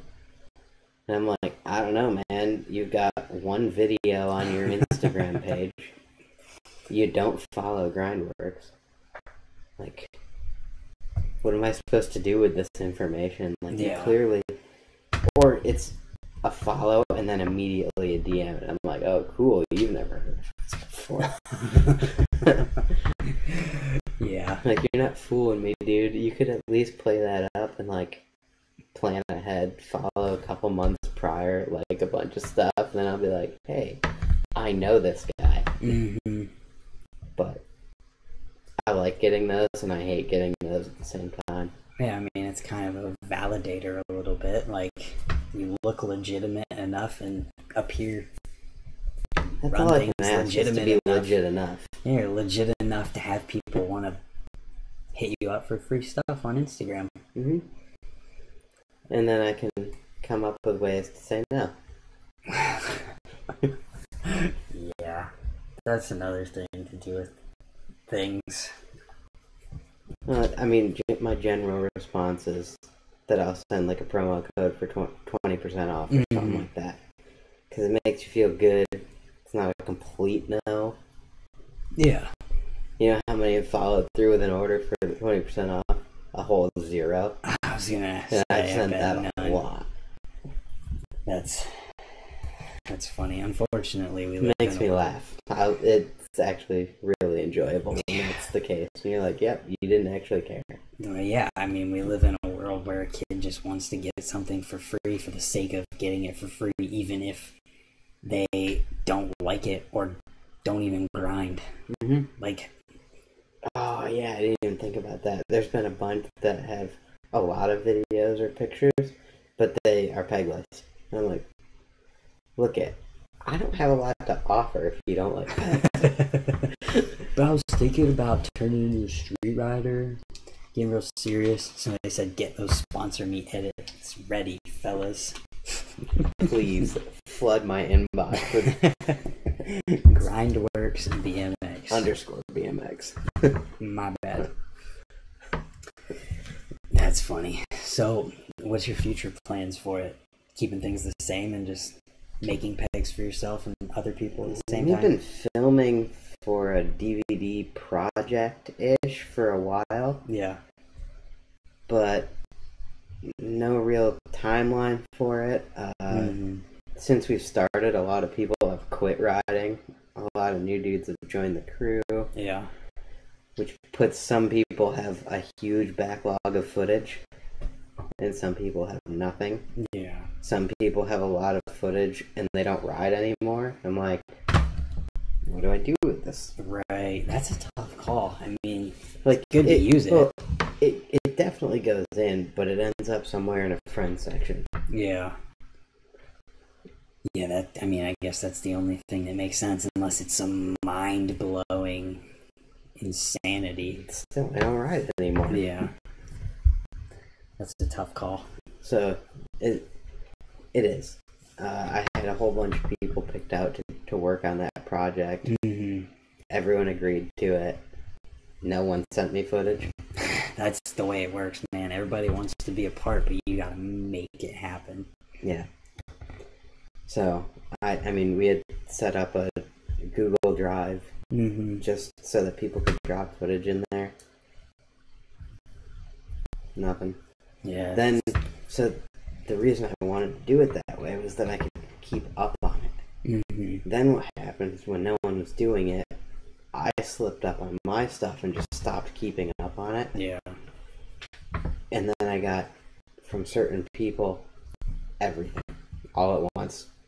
And now I've got a huge backlog of stuff to keep up on and get caught up on. At least there's something there, though. That's good. I mean, I've got way too many gigs of footage. What did you say you had earlier? How many memory cards? Even of just stuff you filmed? I don't even know. Got a shoebox and a half full, I think. What? Of like SD cards? There's some SD cards in there. Most of it's mini DV tapes. Oh, I was like, what? Which of stuff really that you've that been much. filming for this? No. Oh. No. This has been all, like, phone and a cup, maybe 2 SD cards for this project. Gotcha. Plus anything anyone else had. So there's a lot on the computer. What's the goal for it, aside from like a DVD?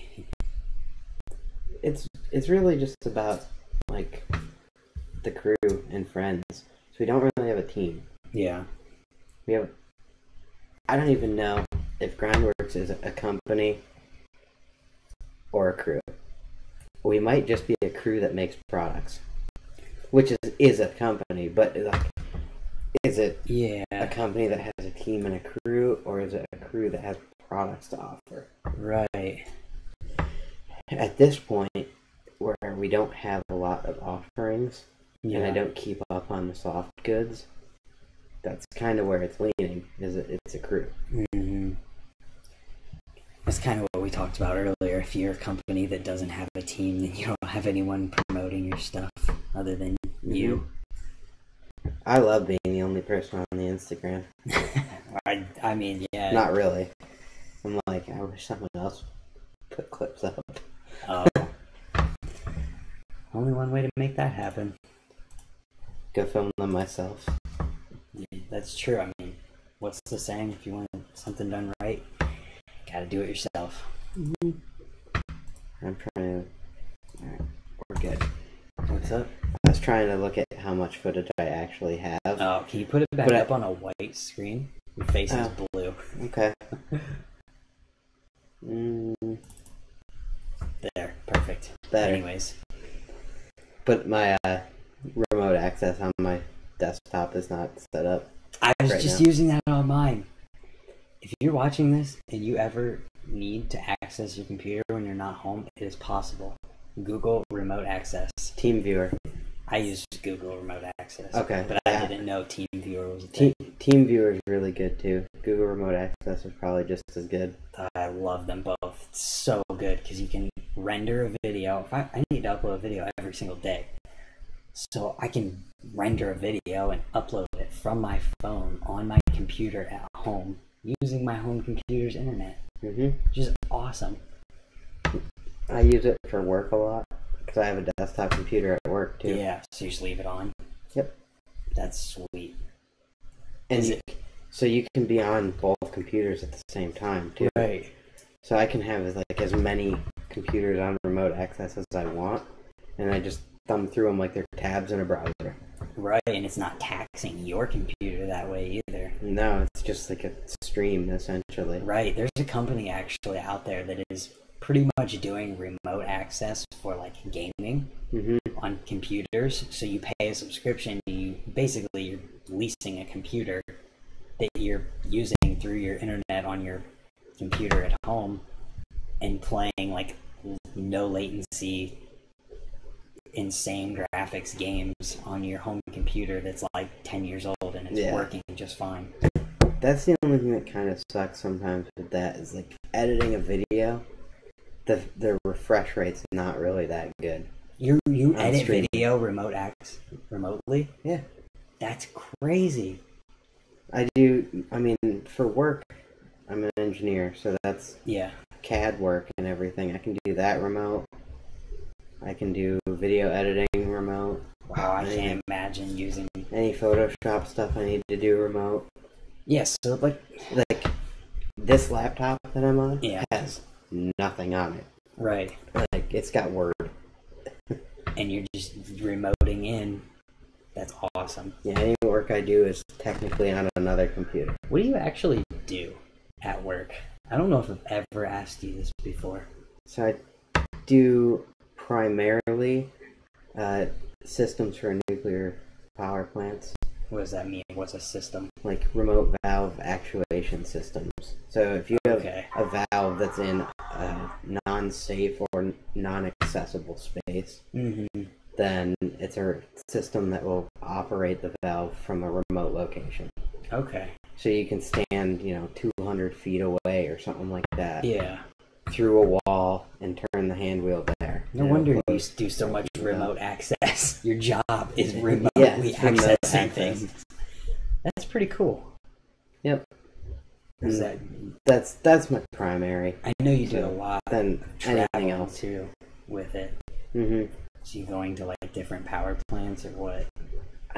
Most of my travel has either been meetings or like visiting customers or suppliers, not directly at the plants. I've only been to a couple of plants. Okay. That sounds interesting.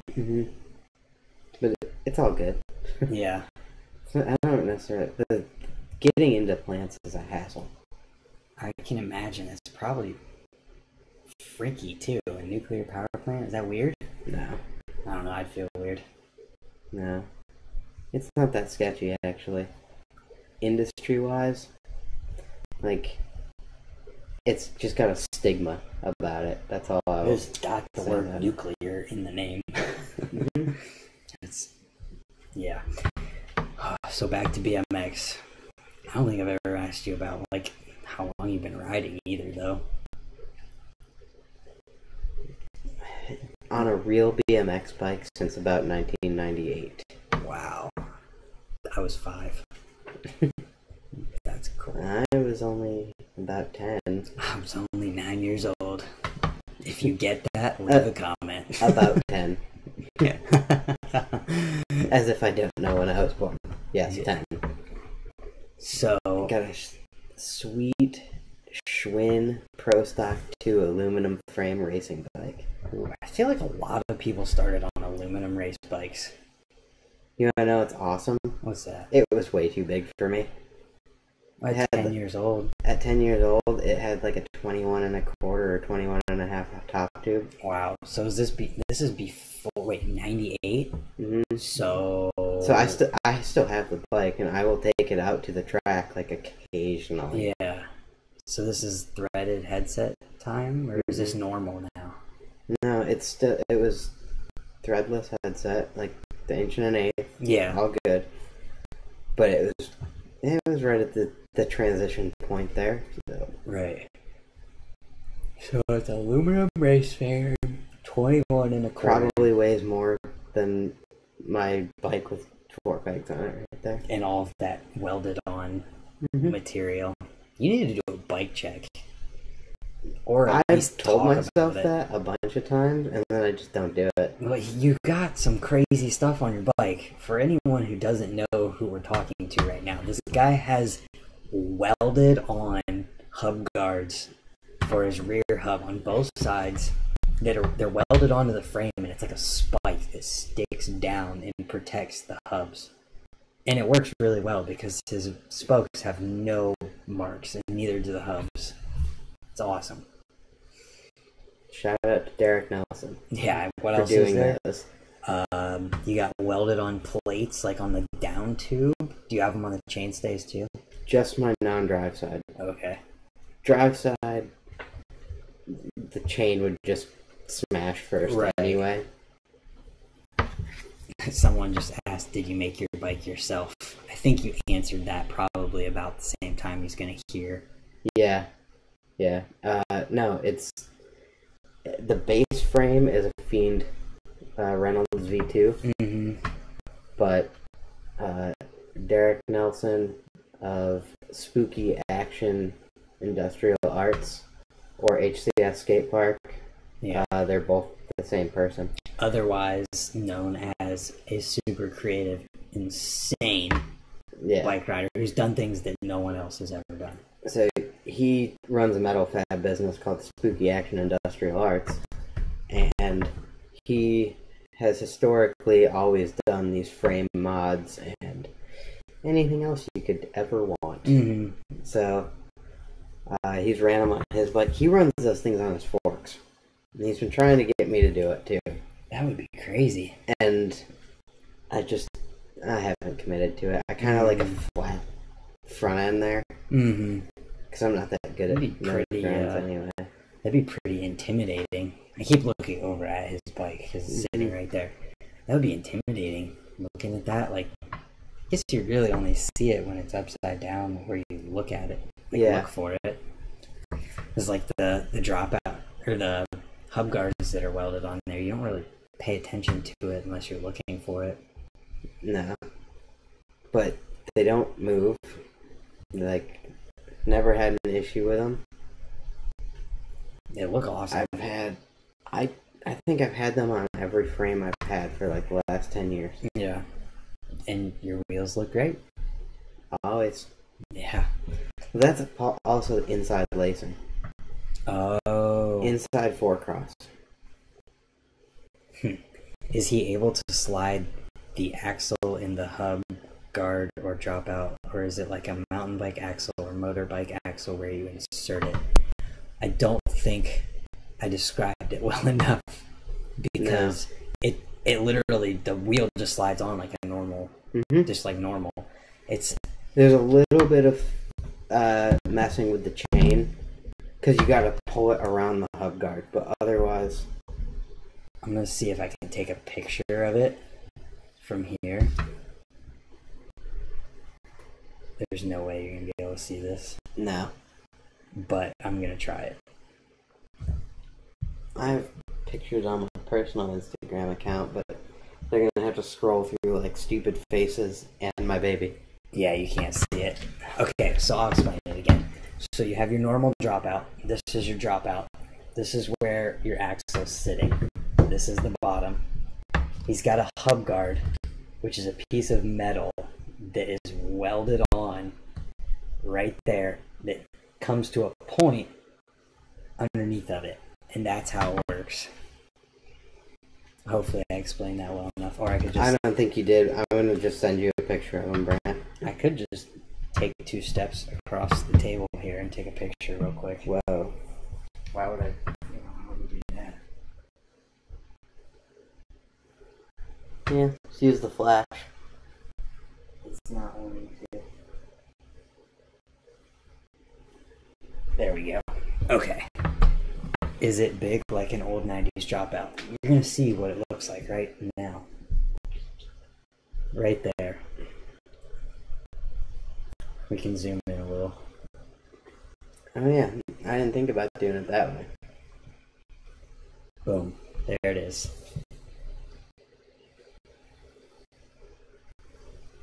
So that's like that on both sides of his frame on the dropouts. It's pretty cool. His hubs are beautiful. He's got inside lacing on the hubs as well. Is there anything that you'd change about it? Ever caught your ankle on that? Looks savage. I don't think you could catch your ankle on it. No. You'd like the only thing it's downward. Right. It points it's in. It's so close to the spokes. Right. I feel like the only thing that could happen with that is like a freak accident with clothes getting stuck. It's actually contained within the tire. So like if your tire is here and you're grinding on this side of the tire, it's actually on the inside. Yeah. And that's even on my normally I run 1.85 tires. Mm-hmm. And it's inside of those. Right. So like it would have to be a freak accident and some clothes would get in there. I don't think a body part aside from your fingers. You can't land on top of that. Yeah. Like how you were landing on your hub guard earlier today. Yeah, not happening. You can't do it. Well, we have to look into that in the future. Probably could. I bet I could. If you had a very specific setup, you could probably get caught on it. Yeah.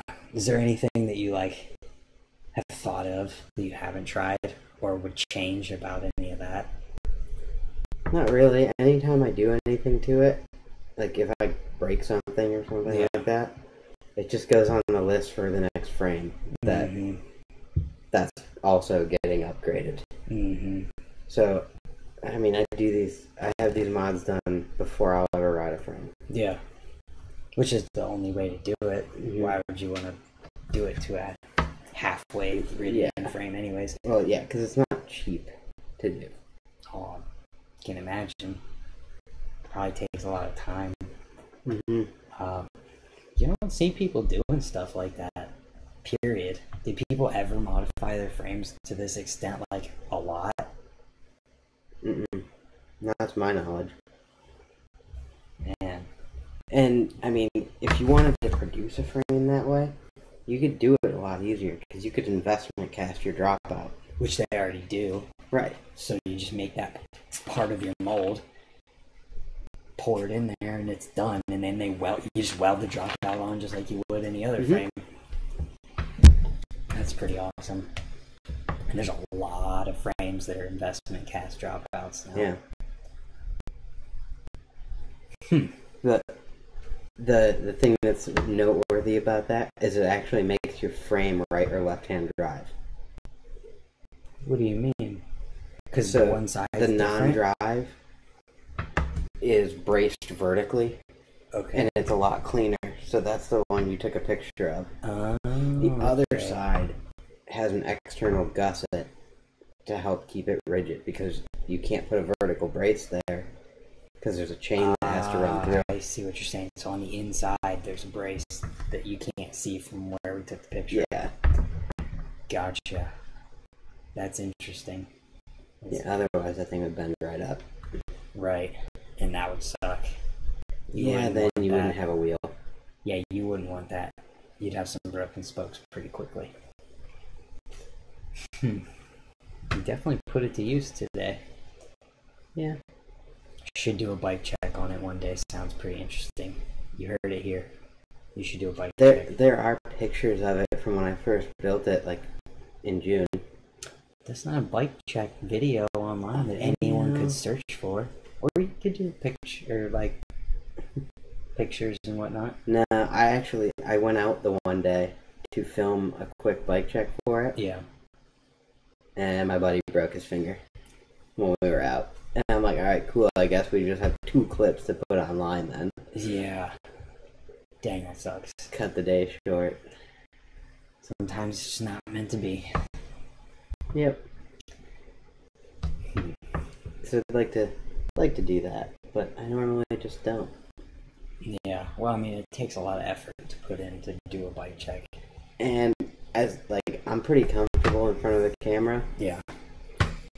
But to produce a video of me talking, just for the sake of producing a video of me talking, it's hard. It's not my thing. Yeah.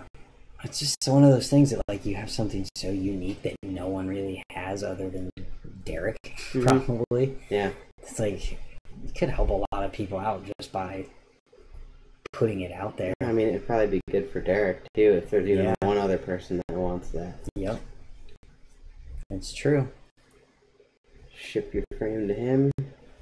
let it get welded up, ship it back out. Yep. How does the powder coat and whatnot work after that? Does he do any of that stuff? Actually, as good as my frame looks right now, that was rattle can. Huh.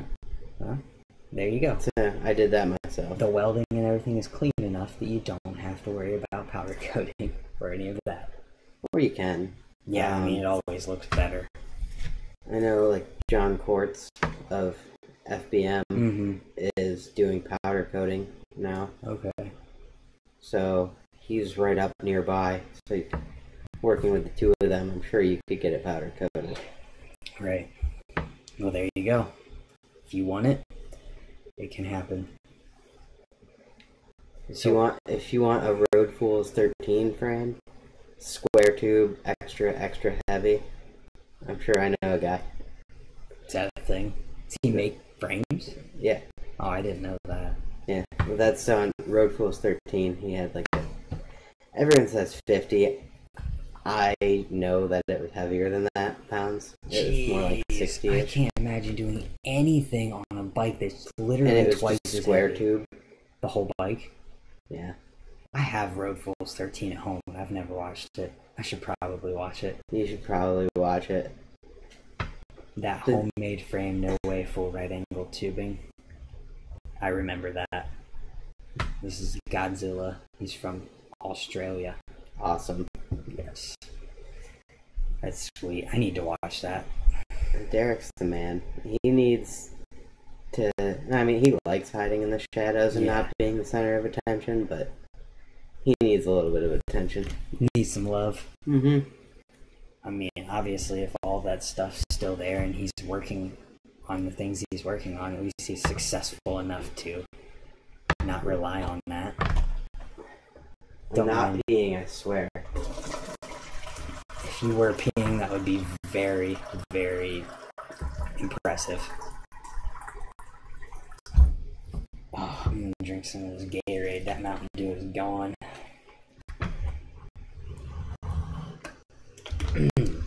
So what's in the future for bikes? Bikes. You just had a kid. How old is your kid? 10 months. 10 months old. Not even a year old. Not even quite 10 months. He'll be 10 months tomorrow. Wow. Wait, like the 24th tomorrow or the 24th, yeah. Okay. Technically, it's already tomorrow. Yeah. Which is why that we have to talk somewhat quietly. I feel like I should have mentioned that in the very beginning, but it's okay. Yeah, my baby is sleeping in 2 rooms over. Yeah, we don't want to wake the baby up again. Again. It might have been my fault, but we might. It might not have been. Yeah, but anyways, so you got a baby. Has that affected your riding? Seems like... yeah. I mean, I ride less.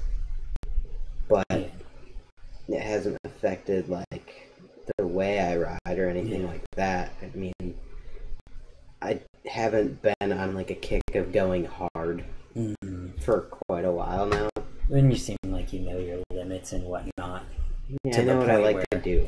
Right, like you know that something could go bad. 20 a G is in here. The dude who makes those videos. What's up, dude? What's up, Alex? But I know you talked about a bunch of videos that you want to do and stuff, though. So I've got a bunch of, like, I'm gonna call them, like, sub-edits that I would like to do, because they're not really edits in the traditional sense. Yeah. And they're definitely not gonna be vlogs. We got some funny ones. Not we, but he's got some funny ones that we're not going to talk about, because we don't want anybody to steal his ideas. Yeah. But they're good, and this is motivation for you to make them happen. Yeah. Saying it out loud. I mean, we can talk about one because it happened, and it wasn't me. I just filmed it and edited it. What's that? Derek Nelson's destruction edit when he was riding through tree. What do you mean? We decided... I know, I watched it. So we were going to make an edit that was based not around tricks in and of themselves, but of something being broken or thrown or just not traditional riding. Mm-hmm. And we submitted it to tree. Yeah. And they never posted it. So we posted it.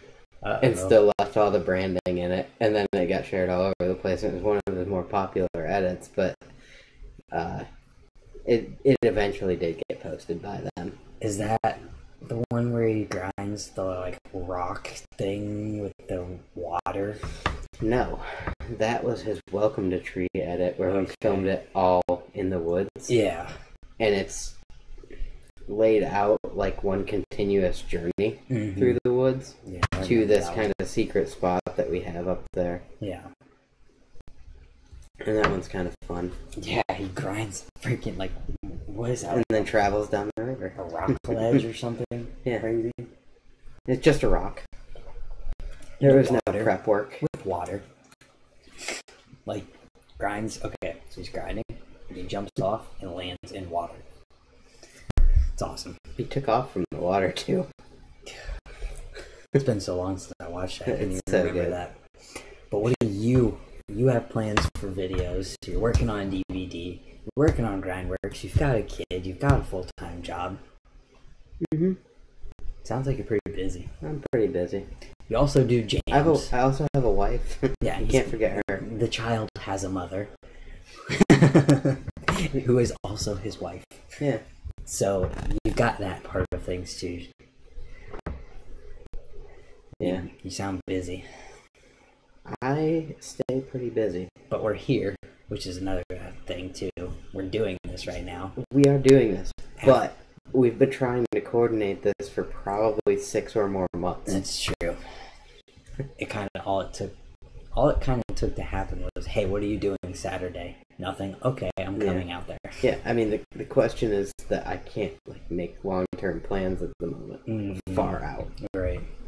But yeah, if you told me yesterday like I'm gonna come out, I'm like, all right.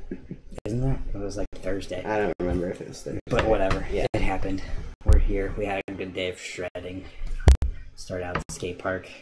Mm-hmm. We were supposed to ride street. Have a real fun trip back. Oh my god, I have a 2.5 hour drive back home that I just realized about, and it's 1:11 a.m. Okay. Yeah, I mean, there's still lots to talk about, but we should probably just have podcast episode 2 with me at some point. Let's talk about... If the guests agree. I might be the most boring person you've had on. No, we're good. It's okay. They liked it. I decided for them. Okay. No, I'm sure everyone's enjoying it, but we should talk about one more thing before we close it up. We're almost at 2 hours. What should we talk about? I'll let you pick the one thing. Anything on your mind? Nothing. Anything controversial that makes you mad that you could talk about for everyone to hear? No, but I do want to remind everyone that I want these DMs of sponsor requests, and like realistically, the worse the clips, the better. You can make a video from that. That would be awesome. Yeah. I'll put his stuff in the description of the video so you guys can check it out. I'll type it in the chat right now. It's Grindworks _ BMX, right? Mm-hmm. In the chat, there it is. I'm gonna leave it on one more topic. Yeah, DM me the worst clip in your phone that you landed. That you landed, yes. Okay, so the stipulation is you have to land it. And he will send you one free box of nothing. Lots of emojis. Followed, I don't run pegs, so no sponsor edit from me. That's even better. Yeah, I don't need you to run pegs. Yeah. We have maybe potential plans to bring out another product at Oh, some point. so you have something in the future coming. I have ideas. Okay. Well, how likely is it that you'll follow through? You want to? I don't have my engineering computer set up here right now. Yeah. I had it before we moved to this apartment. Yeah. And I've been lazy about it. Okay. So, for conflict of interest reasons and just good practice all around, I will not use my Works CAD software for my design. So I have my own integrity license of it on my own engineering laptop. Yeah, that's cool. So I keep it all separate, do my work that way, but I need to actually design the product so that I can get quotes on it and make sure it's feasible to produce locally. Okay, so I figured out how we can go out on this. Let's talk about what it actually takes from start to end to make a product like that happen. Let's talk about the pegs. Okay. Or anything else that you want to. Just not what perspective, so we don't spoil anything or ruin plans. Well, and I don't have any, like, I haven't decided which one I'm going to do first. Yeah, but there's more than one idea. There's more than one idea. Make this stuff happen.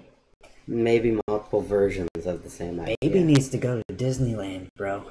Gotta blow this stuff up. I need to sell a few more pegs so that I can invest in more parts. There you go. It'll happen. But, so what's it take to make something happen for real? Because I don't think people know this. Some of it, to run at the small capacity that I operate at, kind of requires knowing someone that has a machine shop or something along those lines. Yeah. Because to go in and order small quantities as a nobody and no history, they're gonna charge you a lot more. Yes. Or make you wait a lot longer, probably. So I generally, I have good relationships with machine shops through my job. Yeah. And I use those same shops to make our products. So, I know them well enough to be like, hey, look, it's more of a personal project than anything else. You know, sure, we're doing it for Grindworks, but it's low quantities and it's specialized. And they know what's going on, so it's not a big deal. Yeah. But it is knowing someone, because I don't think I would get the same pricing that I get. Yeah, which could completely to go somewhere that I don't know these people. That could completely eliminate you from the game before it even starts. Yeah, so that's one thing to think about. I mean, you could. I have received quotes to have the pegs made. Yeah. That they are more expensive individually for me to buy them than what I sell them at. Wow. So that's just one aspect of how hard it can be to start something or make a product. Well, you need to know the right people, and you need to also keep getting quotes, because I might have another shop that, they'll quote you high if they're busy. Oh, yeah. So if they don't need the work right now, and they don't want to deal with it, they'll quote you high. Just so you won't. If they're real slow and they need to keep their workers working and their machines cutting, they will bid it low and make less on it. So sometimes it's time of year when you order, sometimes it's agreements. Right. The shop I work with now, we've got basically just an agreement that this is what it's going to cost to do these. Granted, I must order X amount every time. Right. But that's so that's skipping ahead a little bit. And somebody said you'd be set if you could get a CNC machine in a man shed. There won't be any man sheds in this bump jump paradise that is his parking lot. Yeah, this apartment building is bump jump heaven. But anyways, there's bump, step up, step down, wall rides. His parking lot is a skate park. I never ride it. It's too close. Conflict of interest. Yeah. But we skipped that all the way to past, so you already we didn't talk about design. Yeah, at that point you'd already have ideas, designs, finalized designs, because you're getting quotes to make products rather than just testing things. So what comes first? I mean, some of it is just knowing what you need to do, too. So there's a lot of, you can either look at an existing product and copy it, Not that that ever happens in BMX. China. Or you take the idea of a product and you develop it basically from scratch to fit your needs. Which is what you did. You made something. You had a problem. Just like anyone else who started any business ever, there was a problem. You found the solution for yourself, basically, that you made readily available to everyone else. So that's step one.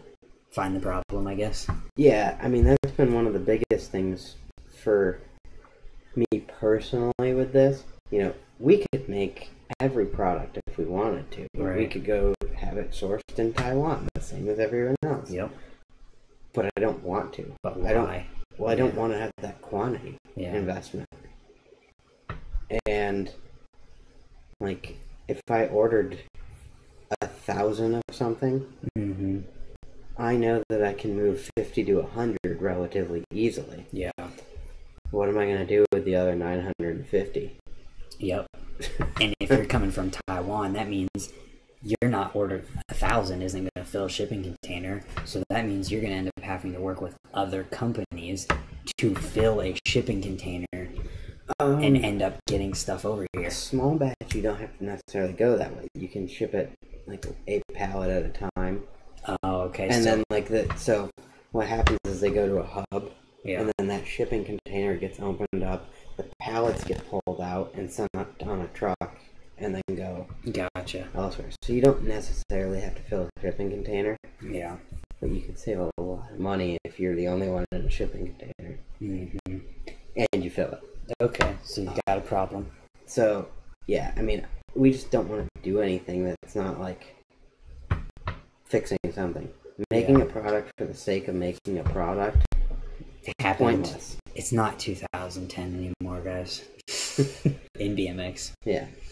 Well, and, you know, there's probably a lot of companies that are still doing that. Yeah. They're making stuff just to make stuff. Right. And it is because there's an oversaturated market. There's more companies producing products than riders can consume. Mm-hmm. So now you gotta make everything. Yeah. Which sucks. But, yeah, so once you figured out what you want to fix, then it's kind of easy. Yeah. Make your product. I use SolidWorks to design. Yeah. You know, if you want to do any preliminary analysis, you can do it in there. Yeah. Make sure it's strong enough, rigid enough. How does that work? So, like, we'll just say, for example, you made a sprocket in SolidWorks. Mm-hmm.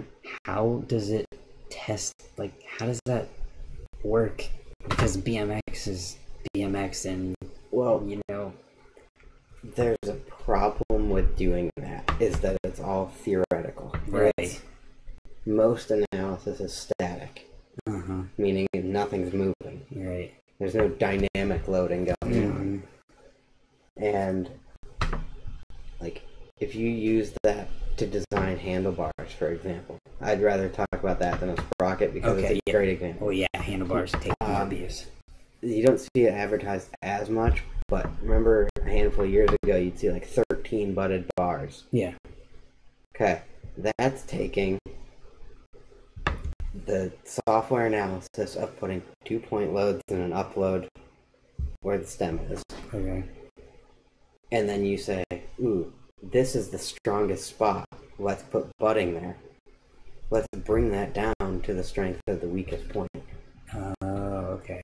So you can use it that way to bring everything into the same factor of safety, is what it's called. Yeah.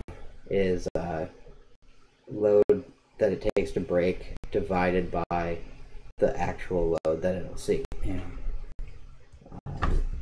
When you do that, you make something that's unpredictable. So instead of knowing that your handlebar is going to bend it down, now everything is pretty much just as weak, and you don't know if it's going to shear off at the butt where your handlebar is clamped into your stem, or if it's going to break at the butting that's up by the weld for the crossbar. Yeah, that's crazy. So that's testing in the software. But it's all theoretical. It doesn't account for dynamic loading. It doesn't account for landing a little bit heavy on your left side. Mm-hmm. And now all of the loads went to that side. Yeah. And instead of being directly down, now they're actually like skewed. So basically, you found your problem. You thought of your idea to solve the problem. You design it. You do your testing in the program, and then you have to make an example to test. You have to design your packaging too.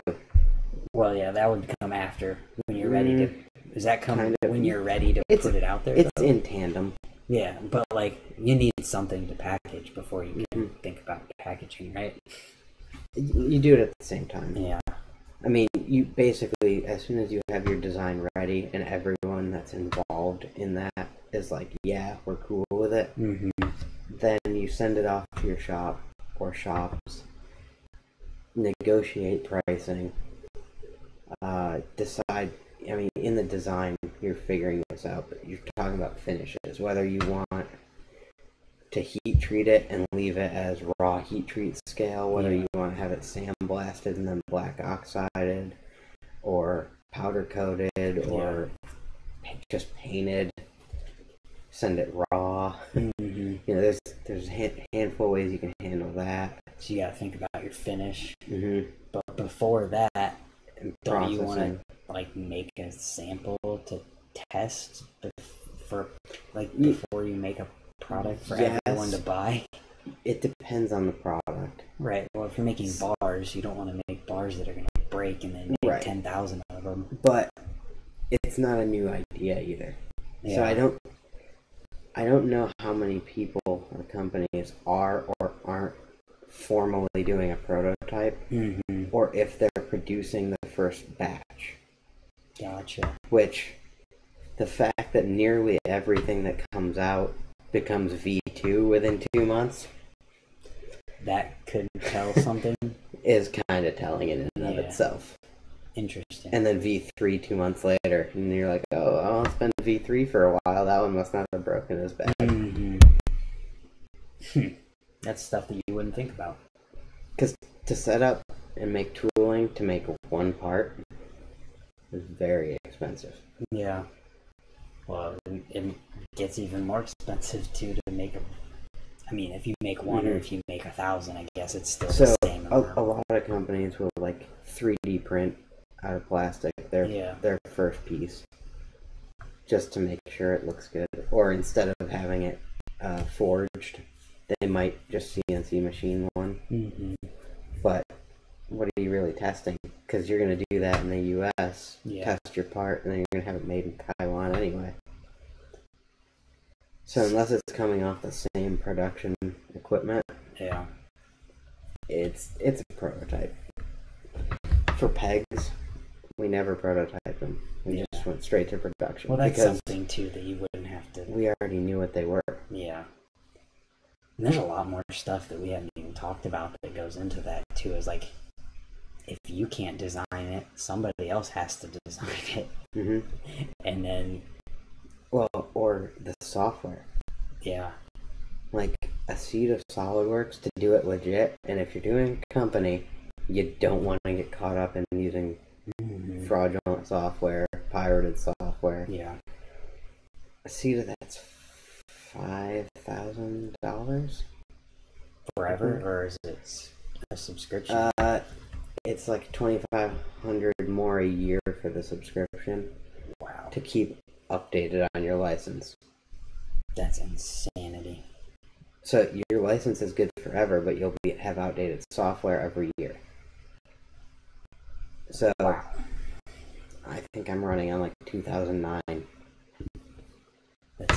That's insane. So there's a lot more to this that we could even cover when it comes to. Well, and think about from a startup, if you don't already have it all, to just start up from scratch, it's very expensive. Yeah. But you don't have to buy SolidWorks. you can use Google SketchUp. Yeah. Or you can take a napkin and hand draw your dimensions on it. I mean, you can do it at any degree of like if you legitimacy. As long as you know what you're doing, I guess. That makes sense. Yeah, I mean, I don't need to use that. I just prefer to. Right. So it could get way more complicated than we've even talked about just now. Yeah. I mean, it is more complicated, I guess. Not could. Yeah, it is. But it is and it isn't. It's simple, but there's just a lot of steps. Yep. And then to leave it in the hands of everyone who rides. Just figuring out pricing too. So that's, after you've had them made, you get your packaging all done. Yep. You gotta look at all your costs. Like when we did our first batches, we had to buy equipment. Yeah. Like a heat sealer to close our packaging. Mm-hmm. And all the packaging stuff. And we bought all that stuff once. But we still needed to account for it to distribute over the first X amount of until it's pegs kind of paid off. Yeah, until it's a wash. Yeah.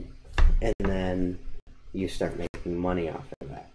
So our break even that way is what we decided we would sell to shops and anyone like that for. Yeah. And then we figured out, all right, here's what we want to be at retail wise, which is $20 a peg. Yep. The reality on that is I don't want to carry change on me at all times if I want to buy pegs. That's true. So $20 even. There it is. Okay, it's 1:30 in the morning. We've been talking for 2 hours and 16 minutes. Brant needs to drive home. Yeah. I have to drive 2.5 hours, so we're going to wrap this up. If people want to find you, where can they find you at? Grindworks _BMX on Instagram, Twitter, and Snapchat. Just Grindworks BMX, no underscore or space on Facebook. www.grindworksbmx.com. I don't use YouTube. Okay. I have a Vimeo account, but that's where you post all your games and stuff like that. So if you want to see but those they're all videos, linked on the Grindworks website. So basically, and you can get to their Instagram, everything. So basically, what's the website one more time? Grindworksbmx.com. There it is. He's Andrew Vargason. I'm me. You already know me. This has been a fun time. And we're going to end it. Yeah, thanks for having me. Thanks for being on. Let's be those guys. A fist bump. Totally out of frame. Yeah, probably on both cameras. It was. Let's go here. Alright, well, there we go. Boom. There it is. Alright, thanks for tuning in, everybody. Good night.